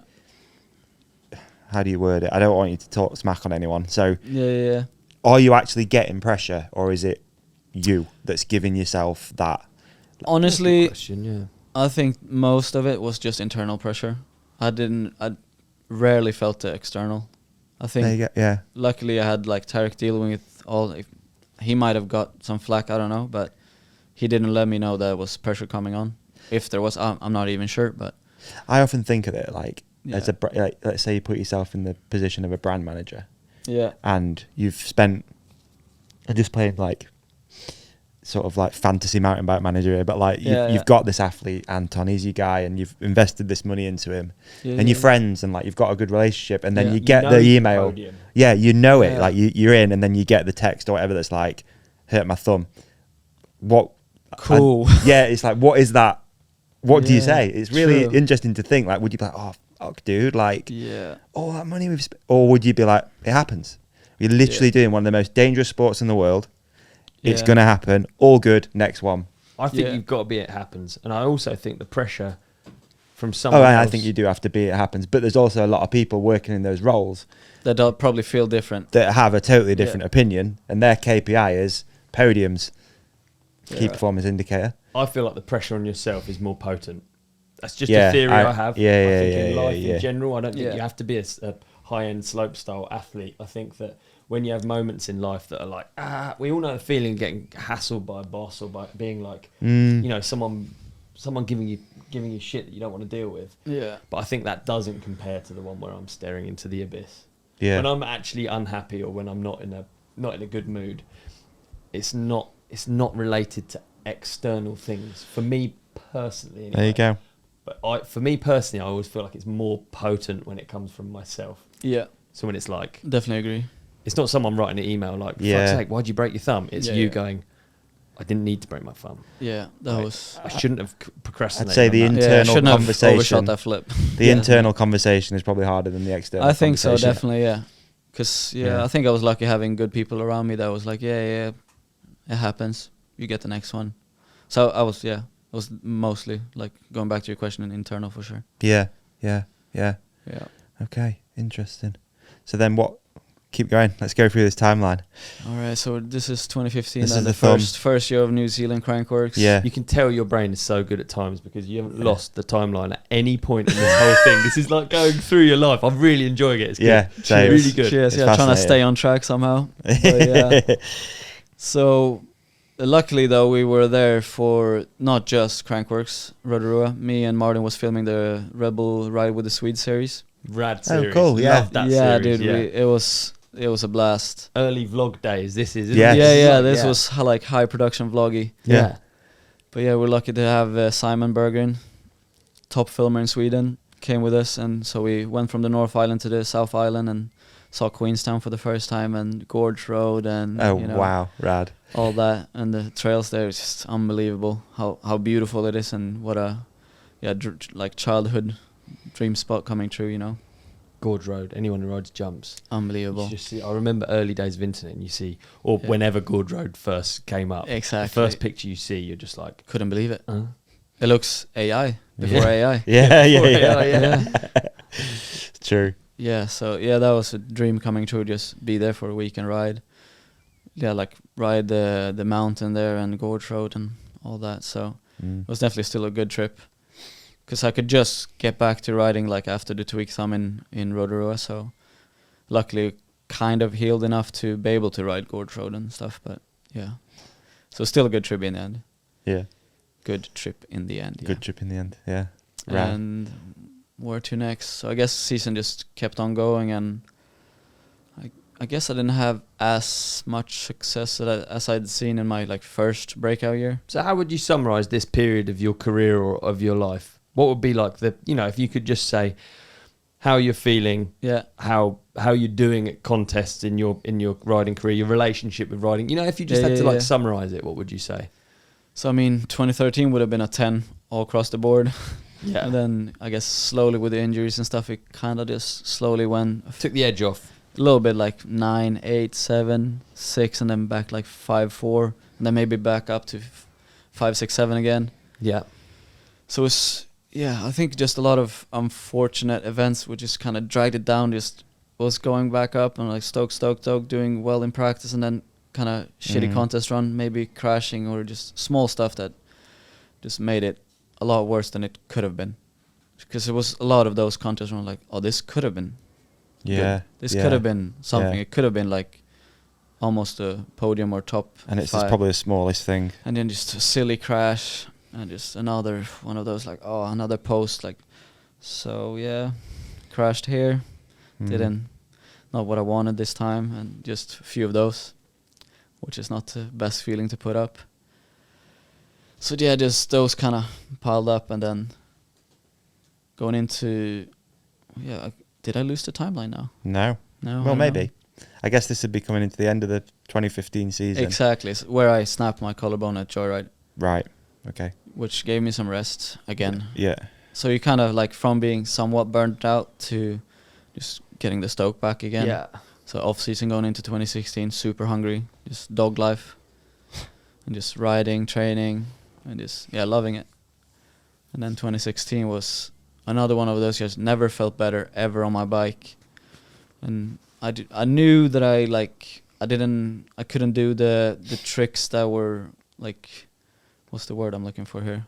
Like cutting edge. Yeah, cutting edge tricks, and needed to be on the podium, but I just felt really good on my bike. I just knew I'd need a few moves to be able to crack the top 5 and podium again. Maybe you could talk about that, because I find that interesting in slopestyle, because let's you got a lot of like obviously everyone on the tour is an amazing rider. Yeah. Then you've got, let's say, 5 riders, 6 riders that trade places at the top. Yeah. And everyone has a bag of tricks, and then there's always just these riders that just have a little bit more. Yeah, a little extra spice. Who decides it? Does everyone talk about it? These tricks literally mean money. Everyone's talking about. True. Like, imagine in an office setting, they're like, yeah. Adrian's actually just done a course, an IT course. It's on Excel. You Yeah, know what true, I mean? It's called dude. the cash roll. What a funny way of he's putting doing it. this. Yeah. He's doing this cash roll course on Microsoft Excel. Yeah. He's done it, and his wage is just, honestly, he's just gone up 40 grand, and he's getting bonuses every weekend, every event he goes to. He gets this. It's called a best trick bonus. Yeah. And he's just done this course. You've got to try it, dude. You got to try it, and then you go off to the course, and the course is the foam pit, I guess. Yeah, right. Dude, what a way of looking at that. That is a really good analogy. That's a really sick stupid, analogy. but like, no, it was really it's cool. real though, isn't it? It's like, it makes complete sense, and I never looked at it that way. But yeah, you're right. I mean, we all look at each other and inspire each other, and like you see him learning that new trick, and it's like, oh, wonder if I can do that, and just go into the foam pit and try it, and like maybe you can do it. Maybe some tricks, I guess, like you're saying, we have each of us have our own skill and our own like preferred, I guess, skill set that some tend to spin more, some likes flips, someone like front flips, backies. Yeah. So then, just go on that Excel course and work it out on the foam pit and then trying to bring it to the comps, right? Yeah. Yeah. It's a great way of looking at it. Yeah. And so really like funny. you've got like, I mean, that is kind of the sharp end of slopestyle, isn't it? That's basically what we're talking about. You got Emil, he's like permanently on a course. Yeah, He's on the, dude, this is actually perfect on the timeline we're on now, because this is bringing us on the 2016 season. Okay. Right. And I was lucky enough to spend like a lot of time in Canada ride with my childhood hero again, like Brandon Semenuk and Anthony Messeri. Rode his compound a bunch and just started learning some tricks and new maneuvers that I wish I knew for that season. And but also knowing like there's some tricks that I need to learn that would be the cutting edge that I need, but I not having them quite yet. What are we talking there? Like back then it would have been like flip double whips and stuff like that, cork sevens and stuff. Like pretty high energy tricks, quite a lot of room for. I guess with those tricks, it's actually like when you take a trick that's like that busy, I always find it amazing. Like you watch how fucking busy it is. You have to like add another bar or a whip, just different momentums, and then you've got to take it to the big jumps, like what we were talking about earlier. Yeah, exactly. Like they're quite high risk, right? Yeah, for sure. I mean, high speed, high risk, high reward. Yeah. Type deal. Yeah. I need to pee. Sorry. Hey, no, what you meant is ad break. Sorry, I should have said that. Let's go into another ad break. A phenomenal one.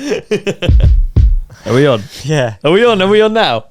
You can't contain yourself, can you? Mate, I was just gonna ask you what month it is.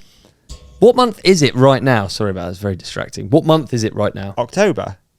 I could have sworn it's the 25th of December. Oh, nice. I like what you did. I could have sworn it's the 25th of December. Look at all of this stuff. If you're listening, you can't look, but I wish you could. Yeah, you really wish you could. I tell you what, there is massive Pedros delivery. Black and yellow, black and yellow, black and yellow. Like there is a lot of it around us right now. We're swimming in a sea of black and yellow, and and it's all from Pedros. There's a few things in life I can't even really explain, right? I walk into a stationery shop. It's just all the pens. I don't need any of it, but I want all of it. Yeah. Right? Yeah. The other thing is tool shops. I walk into a tool shop. There's tools that I might use once a year. You can't say you need a tool that you use once a year, but I want it.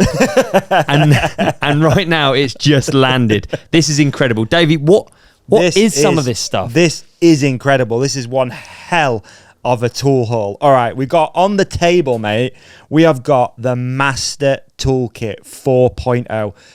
Let's say you're like, you know what, I might open a bike shop. Mate, boom. This is the one. Everything you need. But maybe you don't even want a bike shop. You just want to make sure that whenever something breaks on your bike or around the house or your car or whatever, you've got every tool you could possibly need in one beautifully put together box. It is with perfect. The burrito roll that hangs on the front and the little shelves. It's literally perfect. It's amazing. Do you know what I think probably a lot of our listeners, a lot of people that ride bikes will have? They'll have a odd job collection of tools that you've sort of built up over years. When you need them, you've gone out and got them. Maybe you've gone to a car boot, bought some Ryobi pliers. Yeah. They do the job. Not that well, but they do the job. You got an Allen key set from MBUK. Yeah, exactly. A multi-tool that's fallen apart. Exactly. But what they do is they do the job to a point. Yeah. Right? Yeah. When you actually see something that actually does a job. So this is perfect. I just picked this out. These are pliers, long nose pliers. They look like from a distance. If I just showed that to you like this.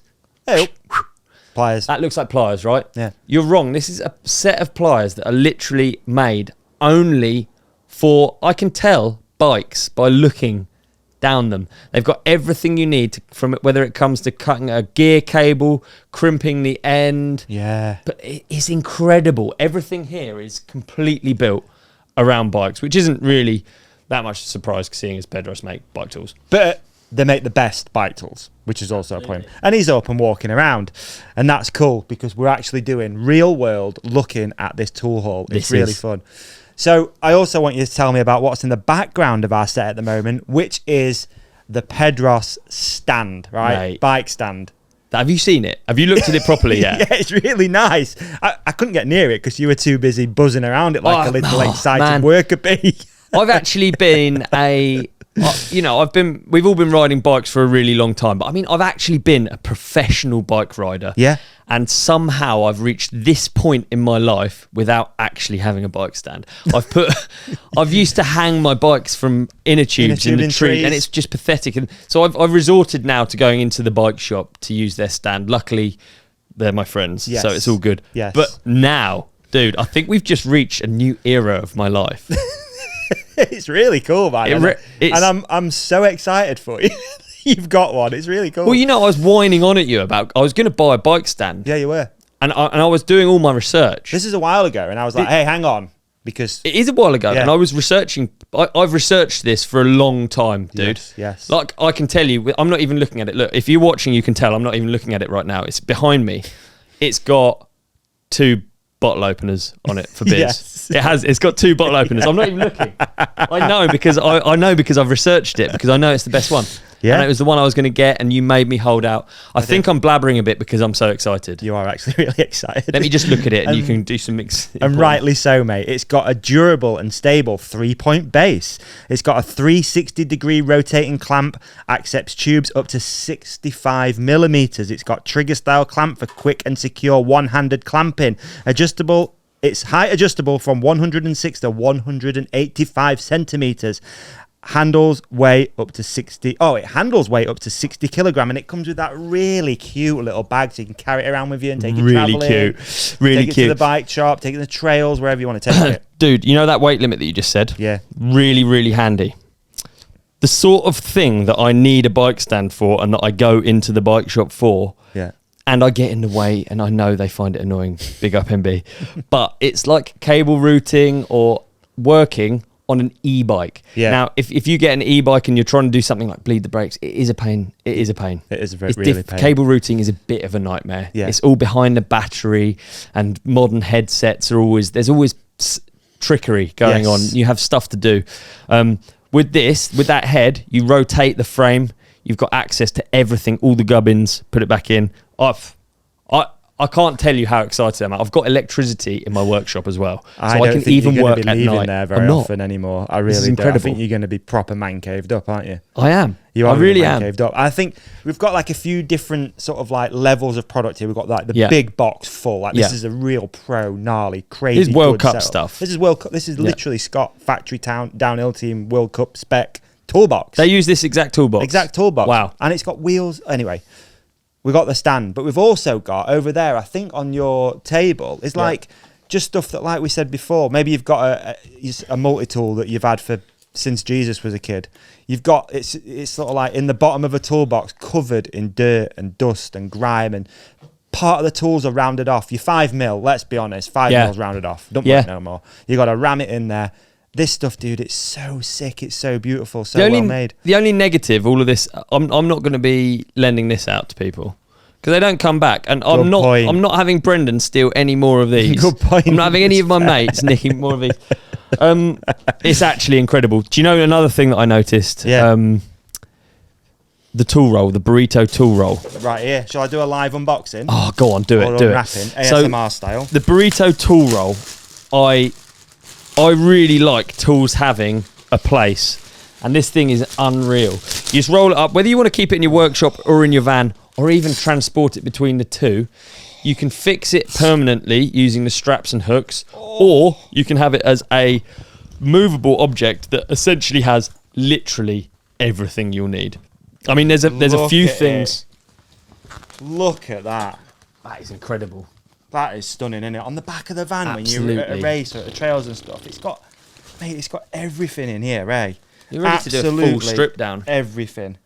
This is, it's even got a little cute cleaning brush. It is chain splitter. You know my chain splitter? Yeah. Is so old. Yeah. So knackered. Probably came free in a magazine. Probably came free in a magazine. Oh, the tyre levers. Iconic. We're actually just being sport brats here and going through all of it. But yeah, Pedros, they've been making tools for years. They know how to do it. And can't recommend enough heading to their website and having a look at what they've got, because because basically there is everything you need. We don't need to go through every single tool. No, we'd like to. Maybe one day we will. I mean, we could. We should. Should we? Yeah. It's a long ad. There's every single tool. All right. Let me hit you, Ollie, because you could go to pedrostools.eu and look at the full range. But if you want to bag yourself a discount, all right, we've partnered with the UK distribution company, which is called Apex. All right. So what you got to do, you've got to go to apex-dst.uk. It's on the screen, and it's that's Apex. It's not flashing, but it is on the screen. Yeah. Apex-dst.uk. Okay, cool. Just put in Pedro's Tools, man, on the Google search. It's going to come up. It's going to come up, isn't it? Yeah. All right, and if you go there, find the tools you want, punch in the code, the Ride Companion. I mean, they're already reasonably priced. You're not going to give a code that actually gives a discount on the best tools in all of the land, are you? It's a whopper as well, mate. The Ride Companion is going to get you 15% off every different Pedro's tool you can buy.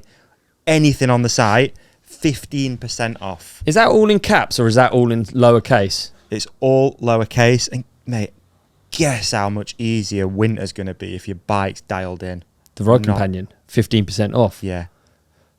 I feel like genuinely feel like I'm in a new era of me and bike care. I totally agree with you. I'm very excited. Really excited. I just want to work on my bike now.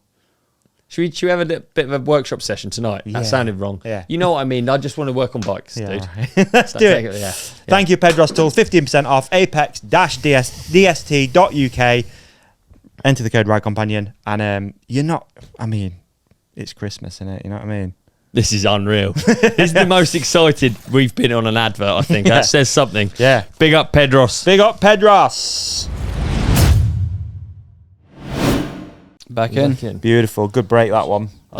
You guys did great. Yeah, we did do great. Yeah, we're all well drained. I'm just checking my phone to see which trails are maybe popping later on so we can ride hardtails together.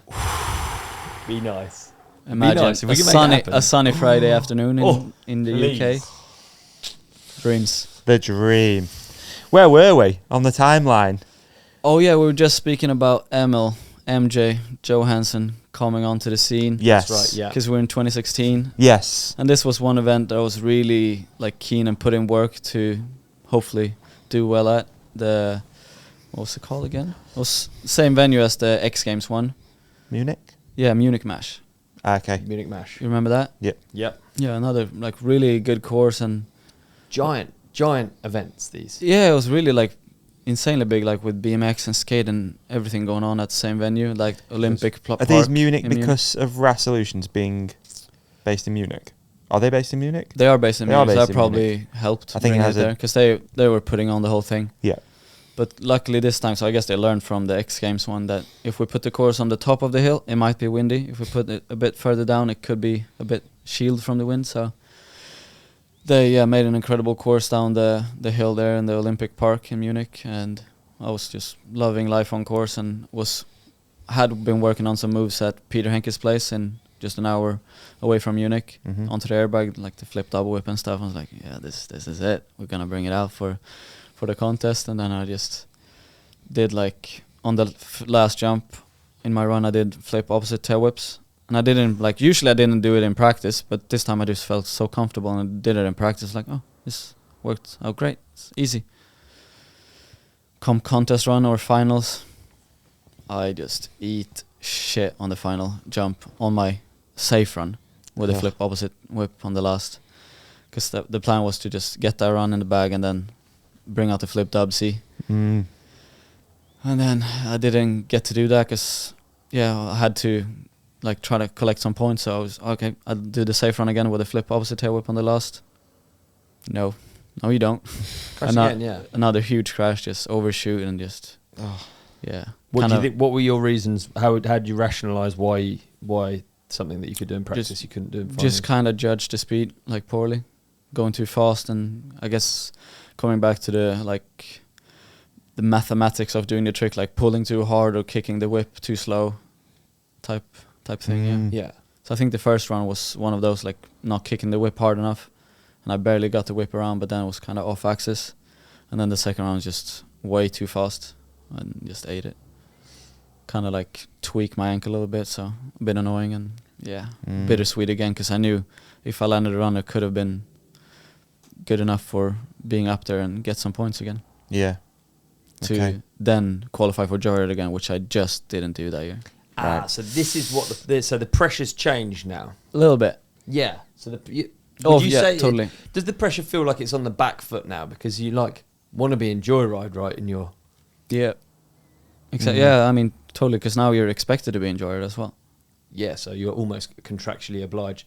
If they put it in your contract, it's sort of like yeah, exactly. I always think Rampage is a gnarly thing to have in a contract. Yeah, you know what I mean. Totally. We're expecting this. You're like, really? That should just be a bonus at the end. Yeah, true. But yeah, you're right. It was definitely some of that, and just me wanting to be in Joyride again. Yeah, for sure.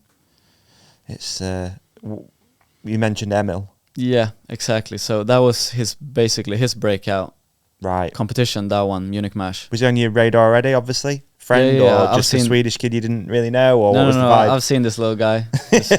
Like back then, he was pretty not tall as he is now. Yeah. Did he come up through gymnasium? I didn't even. He did.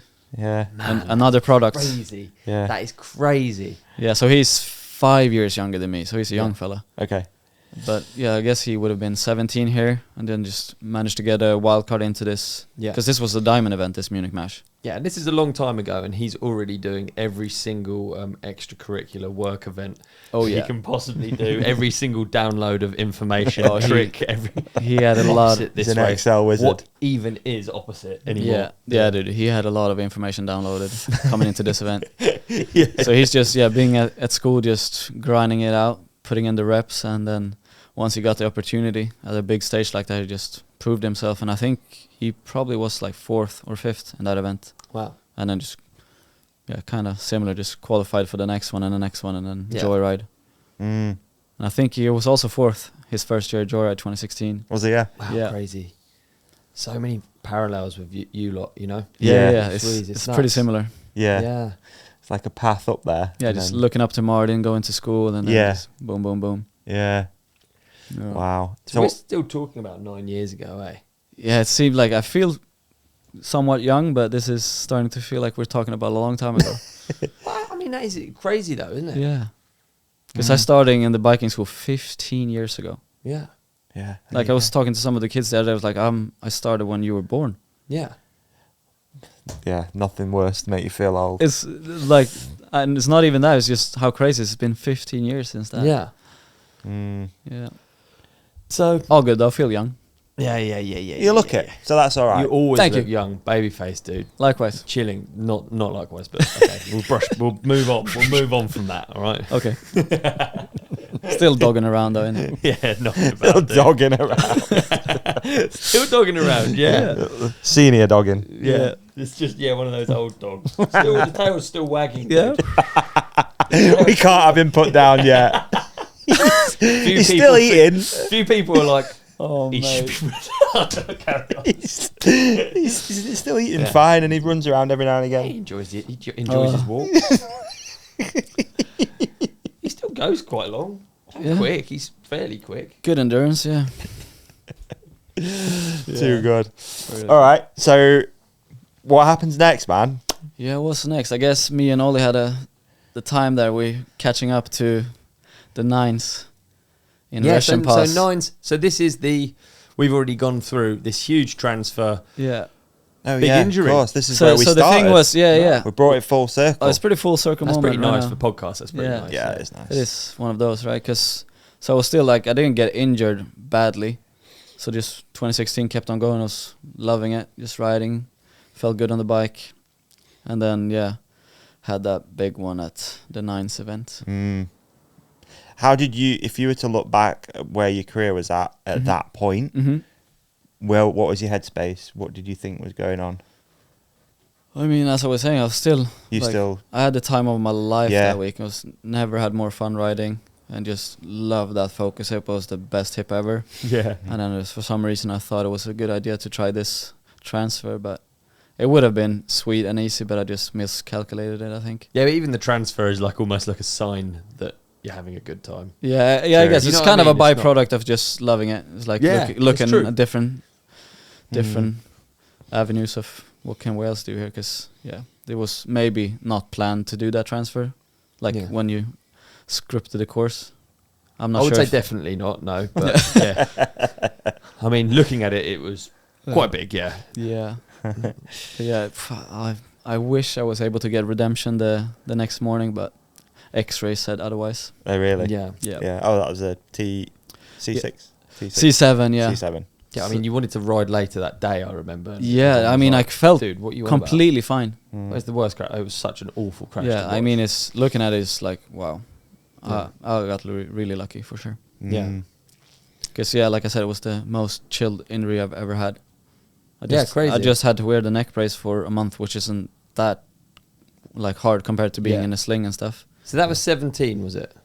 2016. 16. Yeah. So, so where did you move on from there then? So this crash, did this stop the tail wagging a bit? The dog? Was this like a pivotal moment? I think you did a podcast with Needles, right? And we touched on this, and I think for some reason I think it didn't really faze me. Like I knew it was close to being real bad. Like it could have been no more riding ever. But then I just kind of wore that brace for a month and then rehabbed for a month, and then I rode. Like the first time I remember vividly riding the skate park with an Australian BMX for the first time back home, and then I rode the session like I never had a minute off the bike. Yeah, it felt like just like that. So good. Because I guess I'd just been, just dreaming about riding again and just kind of, what do you say? Do mental runs. Exactly, just mental runs and like kind of practice in my own head without riding. Yeah. What do you visualize? A lot of visualization and just. So I guess I had a lot of downtime and a lot of visualization to be done in those 2 months. And I guess coming to end of the rehab, I flew out to watch Rampage actually. So I hung out with you guys again and was loving life, and then went with Ren and Deeks to Richie Slay's in just in California, just loving life. Just Laguna beaching it for a week, and just we had the time of our life. And then I came home and then was able to ride again. So just ride back on the program, and just looking back now, I just completely overworked myself. Just riding, not getting enough sleep, and just got burnt out for sure. Because then 2017 season rolls around, and I was not really feeling it going to contest, because I guess I was burnt by then. Burnt out. Yeah. Right. Okay. So is there like a major decision here to step away? I wish there was. Yeah. How? Excuse my ignorance, but I don't know how it like played out. No, I guess for myself, I was just completely delusional. Same again, just thinking like, well, I'm living a dream. How can I feel bad in any type of way? So I just kept going to contest, even though I didn't really feel like it, and just like kept on doing the world tour, trying to gain points and stay in the world tour. But I guess coming towards the end of the season, and like contracts they were running out, like are they gonna get renewed, or are we gonna re-sign Anton or not? And then I had a conversation with my agent Tarek, and so he was like basically just checking in. I was like, what are you feeling? What are your thoughts coming 2018 season and onwards? And I was like, to be honest, I have nothing for you. Like, I don't know. Like, I have no desire to do anything really. And it was... Oh, that's horrible. Yeah, that was really weird, like, headspace to be in, because I didn't really know why either. Yeah. Like, the thing I once loved was, like, nothing was really appealing anymore. But also a real brave decision to just say it. Do you know what I mean? True. Yeah. Because it'd be easy just to go, yeah, cool, carry on. I guess you've done... You knew before, and then you've done a season of almost pretending, right? Oh, full pretend. Yeah. Like, just showing up and doing, I guess it was showing in my contest result, and just kind of doing bare minimum. Because I guess then it maybe started to creep in, like what could have been the neck injury crash, because I was definitely riding a bit more cautious and didn't take risk, which you definitely need if you want to be on top. So it was some events not even qualifying, and just not loving it anymore. How did it sort of culminate in your what did it look like in your personal life, you know, like off the bike, away from the contest? Good question. I mean, dude, to be perfectly honest with you, I think that time is pretty much a blur. I don't even think I remember any like day-to-day life in between the events. Really? Looking back now, yeah, super strange. Kind of just like you're saying, pretending that it's all sunshine and rainbows still. Yeah. But it definitely wasn't. But I couldn't really tell why. Right. Just like an out of body. Yeah, pretty much. And then I remember like another one of those like pre-season camps in Spain, right in La Poma Bike Park, where I usually go there for probably sunrise and go down for sunset. And now I might show up for lunch, I go down before dinner, and you're just like, just being there because you feel like you had to be and not because you want to be. Yeah. What would you do instead? And that's maybe a silly question, but like, let's say you are at La Poma. What I could have done instead. It's probably a lot of the things that are going through your mind as well, aren't they? Yeah, I think like a lot of it was just like, it was a lot of good kids coming up, like Emil and Max were like really on their game. Then it was like kind of just admiring how good they were, and also feeling like how much I was slacking and needing to do what they were doing. Oh, it's just like vicious cycle in your head, like vicious cycle of like, no, I need to do more. And back to Tommy Johansson, Tompa, the coach in school, he was kind of trying to help me. Like, I think you maybe shouldn't be riding with Emil and Max for the like coming sessions, and maybe you should just try to be on your own and not really pay attention to what. Compare and But it was hard to not do that because we're at the same spots and stuff. But then also I could have probably done a better work of working it out. I heard there, but and they're your friends. Yeah. I mean, it's like, and I always loved the sport, and even though I might have not loved it for me at the time, I loved watching them kill it. Yes. So it's kind of a tricky environment. Yeah, and I guess you probably feel like you don't want to bring the vibe down if you're not feeling it, and you're like, which I guess I was when I was kind of sat around. I don't know. Yeah, no. I guess they were noticing me not feeling it, but did you ever have to explain? Not really. I think they were kind of just letting me be. They didn't want to, I guess, ask me annoying questions and stuff.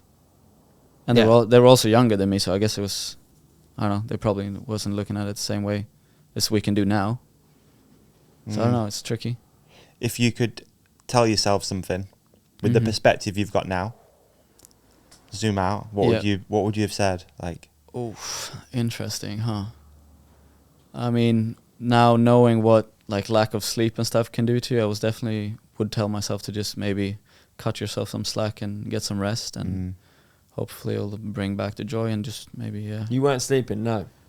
Not enough, like compared to how much I was riding and training, both in the gym and on the bike. Yeah. So I guess you're just trying to play frantic catch up. Basically, because I felt like I was missing out of so much off season, being injured, and then just coming back so hungry, but then backfired quickly. Right. Wow, interesting position to be in. Yeah, because I guess I went from like October, November-ish, just 100% focus in the gym, on the bike, and then come around the season, just completely burnt out. Yeah. It's funny, isn't it? Because it's like the Rocky moment. It's the Rocky montage. I was just loving it. But it's just at the end, it's like a flat note. Yeah, completely. Like it is, but why doesn't it work every time? Yeah. What's the difference? What is the difference? Rocky was sleeping, maybe, but I don't know. Long night's sleep. Rocky was sleeping. I mean, I think there's a lyric that I heard later on that I was really relating to. I think like, with all the drive in the world, I swear you still need gas or something. Okay, and I guess the gas is the sleep then, or fuel like food, whatever. There you go. Yeah. Interesting. That's like a big takeaway for you. Yeah. I think I'm pretty sure it goes like, with all the drive in the world, you still need gas. Yeah, it's true. Which is the same for a vehicle and a person. Really good. Yeah. So the conversation with Tarek. Yep.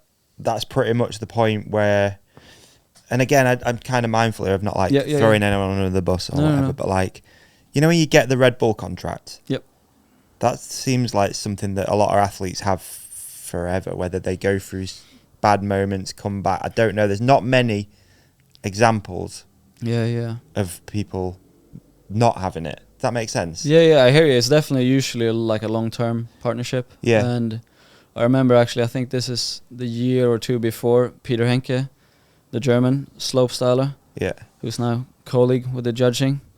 But yeah, he was also on Red Bull and stuff, like similar timeline as me. And then I remember he was kind of going through the things I went through a few years later. Right. And I remember just being so sad for him and just like, why? There's so much stuff you could have done and could do. Like, just, you don't have to do contests, this and that. Yeah.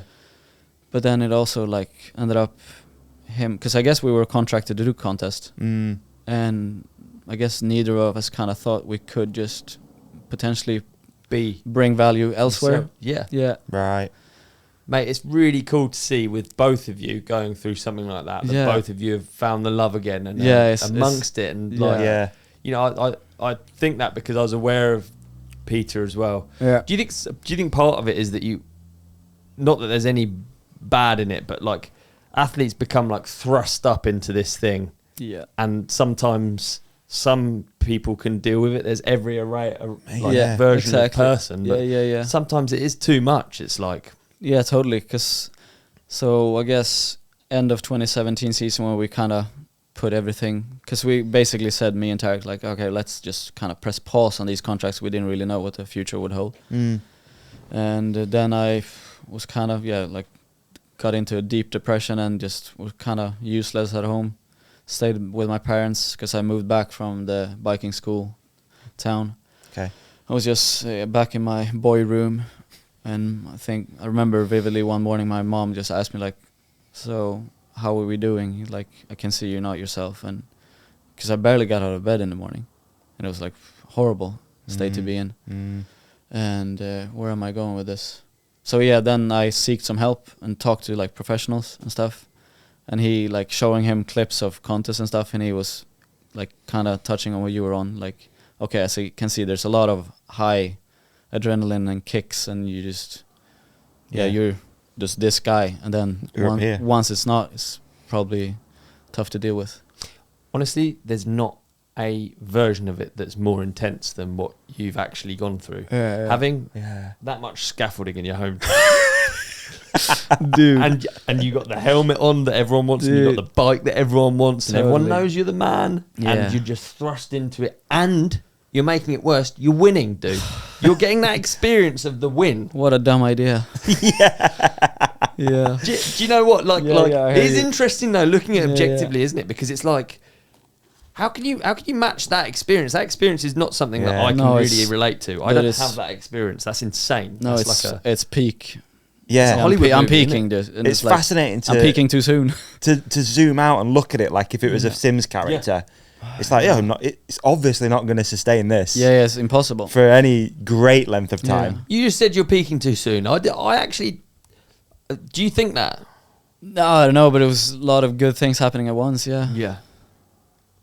And it just interests me, the too soon thing. Like I don't. It's not something you can slow down either, is it? Mate, you can't be like, hang on a minute. And also, you've done a long old road to get there. Like I actually don't watch it and think, see, Anton, he shouldn't have done that too bloody soon. Yeah. I think, he deserves it. He's killing it. But it's interesting you say too soon, if it felt too soon or if it was like... Well, I mean, it definitely didn't feel like it. So I guess the injuries just came too soon. I don't know. Okay, yeah. Yeah, something like that. Because, it was really quick to then also come down really quick. Yeah.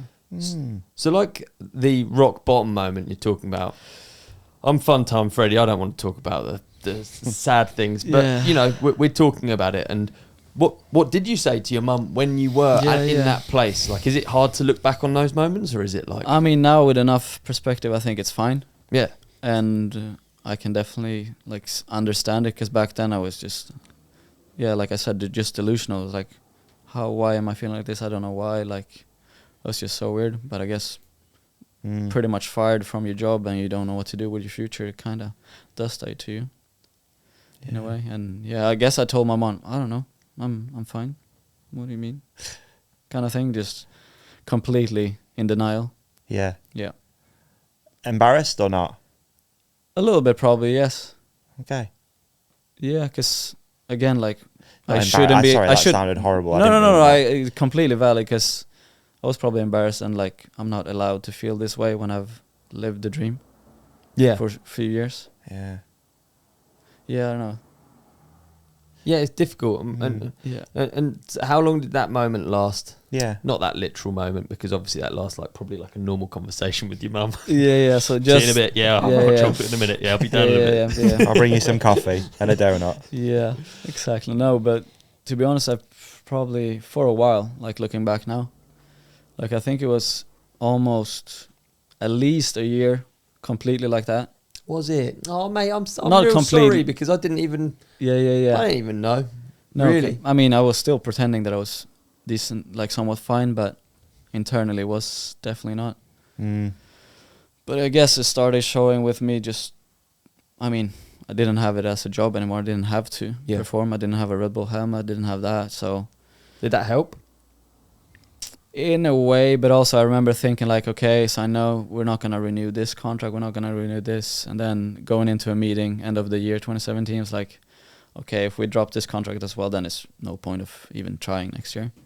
And that obviously happened. So we're still talking about trying for FMB World Tour points. Pretty much. Talking about. Pretty much. Does it seem like that's a good idea, even thinking about that, now you look back on it? Hard to say, actually. Yeah, I suppose you've done it. You know you can do all of these moves. Yeah. You can do all of these weird skills and that it's, you have. And it's all I know. It's the only job I've ever had back then. So, you know, it's like, what else?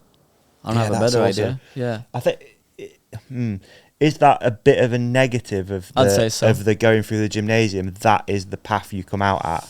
It so could it's like be a one-way ticket to mountain bike stardom. It could be. Or look at Emil. Yeah. No, but like, I think there's no answer though. No, there's no like right or wrong way to do it, because both me and Martin, I think, experienced this, like having some highs and lows. Yeah. And both of us not having to do a normal job before we got into this. So it's hard to appreciate what you've got when you haven't seen the other side, I guess. Yeah. Does that make sense? Yeah, it does. It does make sense. I guess what I was trying to say is, obviously you didn't come out of that with an Excel spreadsheet degree. Or anything. It's your mountain biker. Yeah. That is exactly. That's the. And when that's gone, it's like, whoa. When people stop using Excel. Yeah. Because it's like all of a sudden you're like, Yeah, my file's broken. Yeah. Were there moments that brought you out of it? Sorry. No. Yeah, so I guess I'm probably, I honestly can't really remember like what we touched on with the needles, but I guess in general, just as for anything, just start trying stuff instead of just like being, like if you're just staying down, you're gonna be down. Yeah. But if you're trying to gain some momentum and go forward, you might eventually gain some momentum. And I think the start was just trying to start to enjoy stuff, like do stuff that you know is healthy. Just go to the gym, stuff that I've done in the past that is usually pretty beneficial. So started doing that, and luckily I had my brother again and his friend dragging me to the gym. And then they happened to know the owner of that gym. And he was like, yeah, I heard you're looking for a job. Would you like to become a personal trainer and work here? I was like, oh, I mean, yeah, why not? I don't have anything better to do, really, because I was just coasting for probably 6 months to a year, doing nothing, like work-wise. Yeah. Luckily, I've saved up some money, so I could do that, like buy me some time to figure out what I want to do. But once that opportunity came around, I kind of just jumped at it, and I was like, all right, let's try this out now then. Do this personal trainer education and see what working in the gym's like. Wow.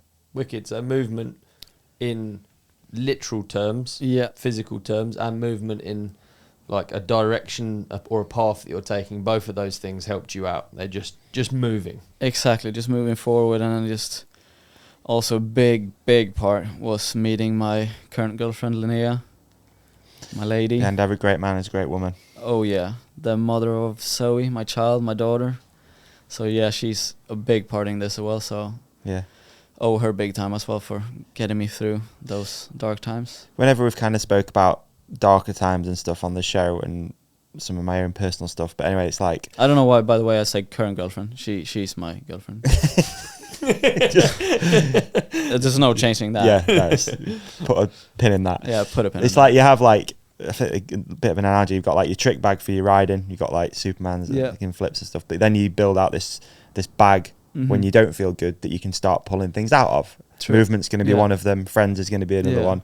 And I think you just have to work your way through that bag until you get yourself feeling yourself again a little bit. Yeah, because that's one of those things they're trying to teach you in therapy. You just need some tools to deal with stuff. You just need a tool belt. Exactly, and the tool belt was pretty stripped by then. Yeah. So you just kind of need to work up the tool belt again. Yeah. And back to again, it's pretty hard to like talk to friends, and it's hard to relate when they haven't really gone through it, except like Martin or someone. Yeah, he's been pretty open about it, hasn't he? Exactly, but like just other friends in general, it's hard to like even start the conversation with them because they might find it really hard to relate. Because we were talking about like how I haven't even been to Canada. Yeah, it must be really hard going there riding your bike. Yeah. There was this time I was in Canada. I'd love to go to Canada. Yeah, but you don't have to do the fucking boner lock. Right?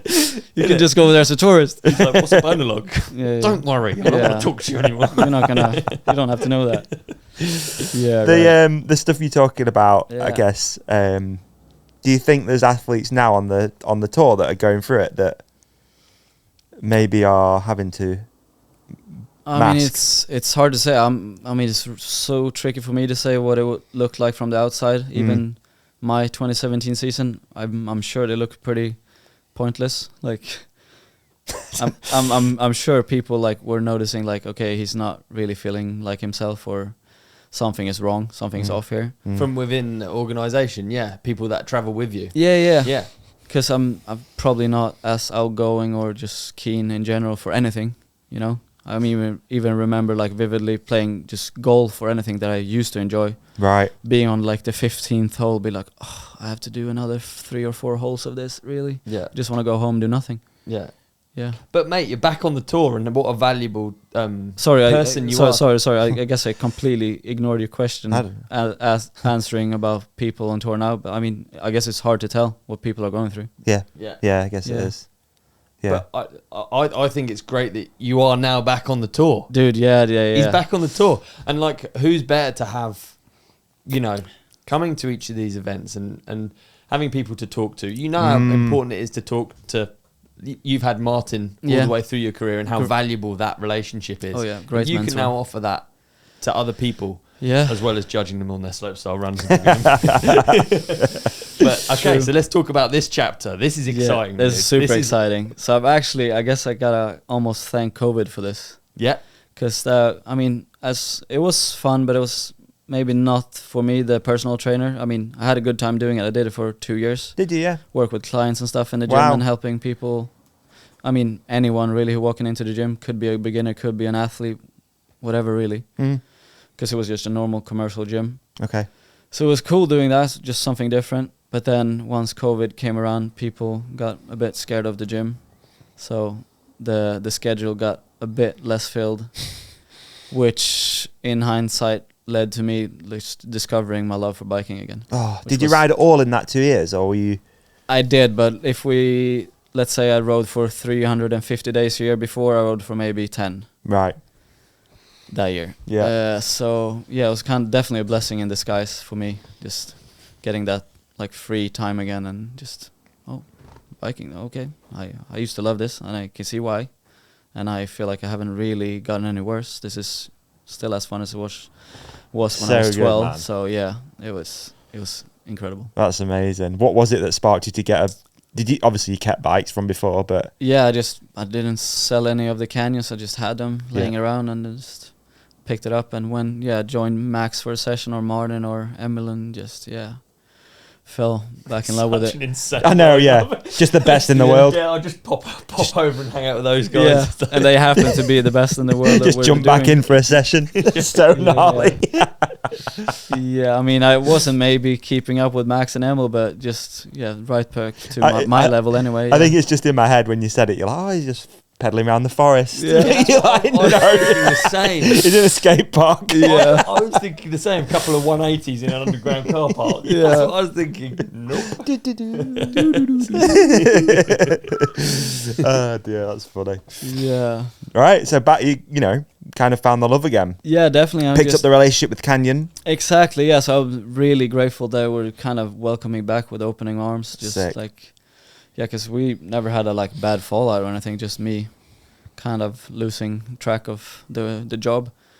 And yeah, they were kind enough to let me get back on the program, but in a different way this time, because I knew I didn't maybe, like I knew I loved riding, but I didn't want to go back because I know I kind of missed the train on the competition days, and I knew I wasn't going to push that again. Like the trick level's gone insane. Like you guys have seen that it's so complex. But I knew I wanted to do something within the industry, because at some point it felt like, oh, I spent half my life doing this, but for what? Like now it's for nothing. At some point it felt like. But now I was like, okay, I can do something within the industry again. So that's also when Chopper reached out and asked me if I wanted to be one of the judges. That's rad, dude. Yeah, it's amazing. So, out of interest, sorry, this may be a bit silly, but did you like kind of completely disappear for those 2 years? Or did you keep in touch with Chop and the people, or? I mean, I guess I kind of disappeared in a way, like if we're speaking about like updating social media, stuff like which that. is probably how a lot of people are going to keep in touch with your career. Yeah, but then also I just loved it so much somehow, even though I didn't love it for myself, like competing. I still loved like biking and like a fan. Definitely looking at all the events, even if it was at home, or I even flew out to Whistler watching Joyride and stuff. We watched the Swatch 9's highlight video, and in the opening section, Anton's like testing me on these silhouette shots. He can call out every single person. Like I did actually notice that when we were there. I was like, fuck man, he really knows, because I follow mountain biking, but I find it hard to be completely current and know every single, like these are like you named a few. Yeah, I'm not bad. Yeah, I'm dweeb as well, but like there are levels to watching. I remember watching. I can't remember what I watched with you, but you noticed something so small, and I was just blown away by it. Yeah. It might have been. It was like, oh, he was like left foot forward there. He's been right, and I was just like, whoa. Yeah, I mean, I think both of us are quite nerdy like that. I think I can call out any rider, whether it be BMX or mountain bike, I can call if they're riding left foot or right foot forward. Yeah. Or what way they prefer to spin, or throw their bars, or tail whips. But I mean, that's very important in your current role. Definitely. I mean, I can't believe that you like judge some of the judging, dude. As the riding's got a higher level, judging has got way harder. You've got to know which foot forward switch, which way they prefer, whether they're a goofy spinner. Yeah, because sometimes it might not be opposite. It just might be the preferred way of spinning. It's ridiculous. And some people prefer to spin the like regular way, but then they might do the unnatural way of spinning the bike or the bars. Yeah.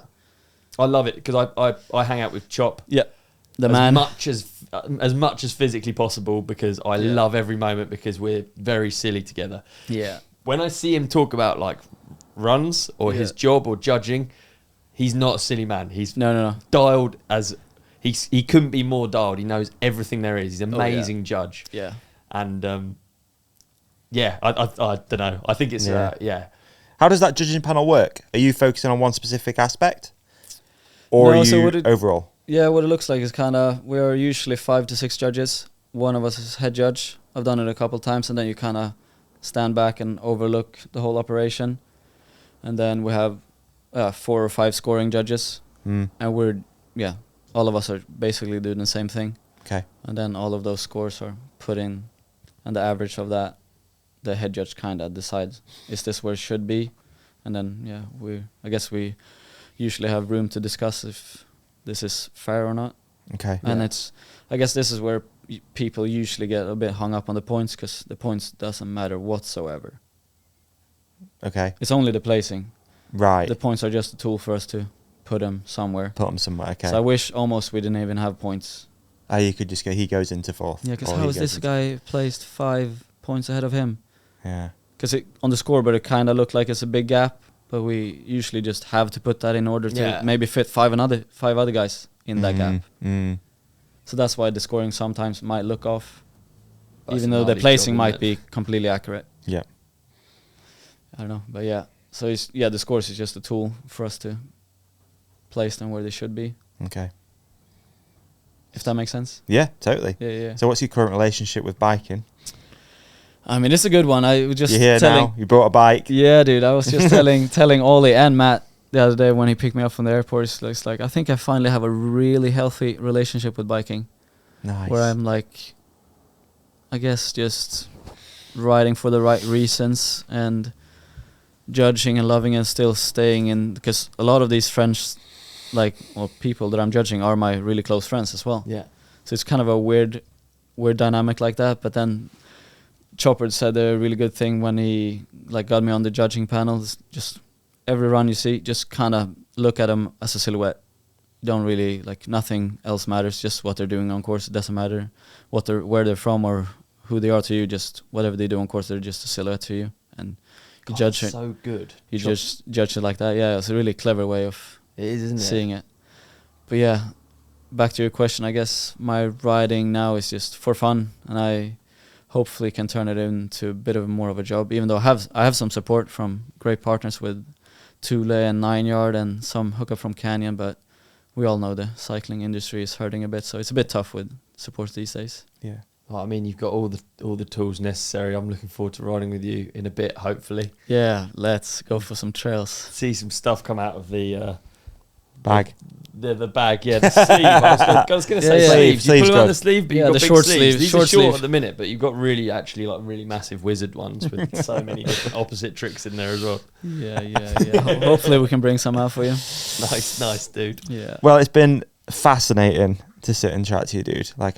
I've thoroughly enjoyed that whole process. Likewise, that was feel like a long one, but hopefully I didn't bore the listeners too much. I feel like I kept repeating myself. I don't know, but no, you absolutely didn't. That's Killer. a normal feeling at the end of it. And we've got it in before we've lost memory cards. So that's brilliant. That's a win, isn't it? That's a win. That is a win. Everyone's winning. Yeah. Mate, thank you so much. Honestly, absolute pleasure to. Thanks for having me, guys. Big fan of the pod. Where do people find you? Anton Thelander at whatever platform, I guess. Just my name. Yeah. Nice. Easy. TheLander. Big round of applause for Anton. Thanks, guys. Thanks for having me. Appreciate it. Go on, Ollie. Sign us out. Peace and love. Thanks for listening. Like and subscribe. Peace. You! Mate, what an episode. Brilliant. I thought you were really great, Davey. Mate, and I thought you were even better. Thanks, dude. Better than normal. Oh, cheers. Hey, how about we tell our lovely podcast community to hit subscribe here. Yeah. Click on the video on Ollie's face. That's right. Click on the video on my face. Yeah. And follow us at the Ride Companion on Instagram. They can like and comment as well. Please do. I'm going to try and get this energy and I'm going to bring it into next week. Let's fast forward to next week's episode. Done.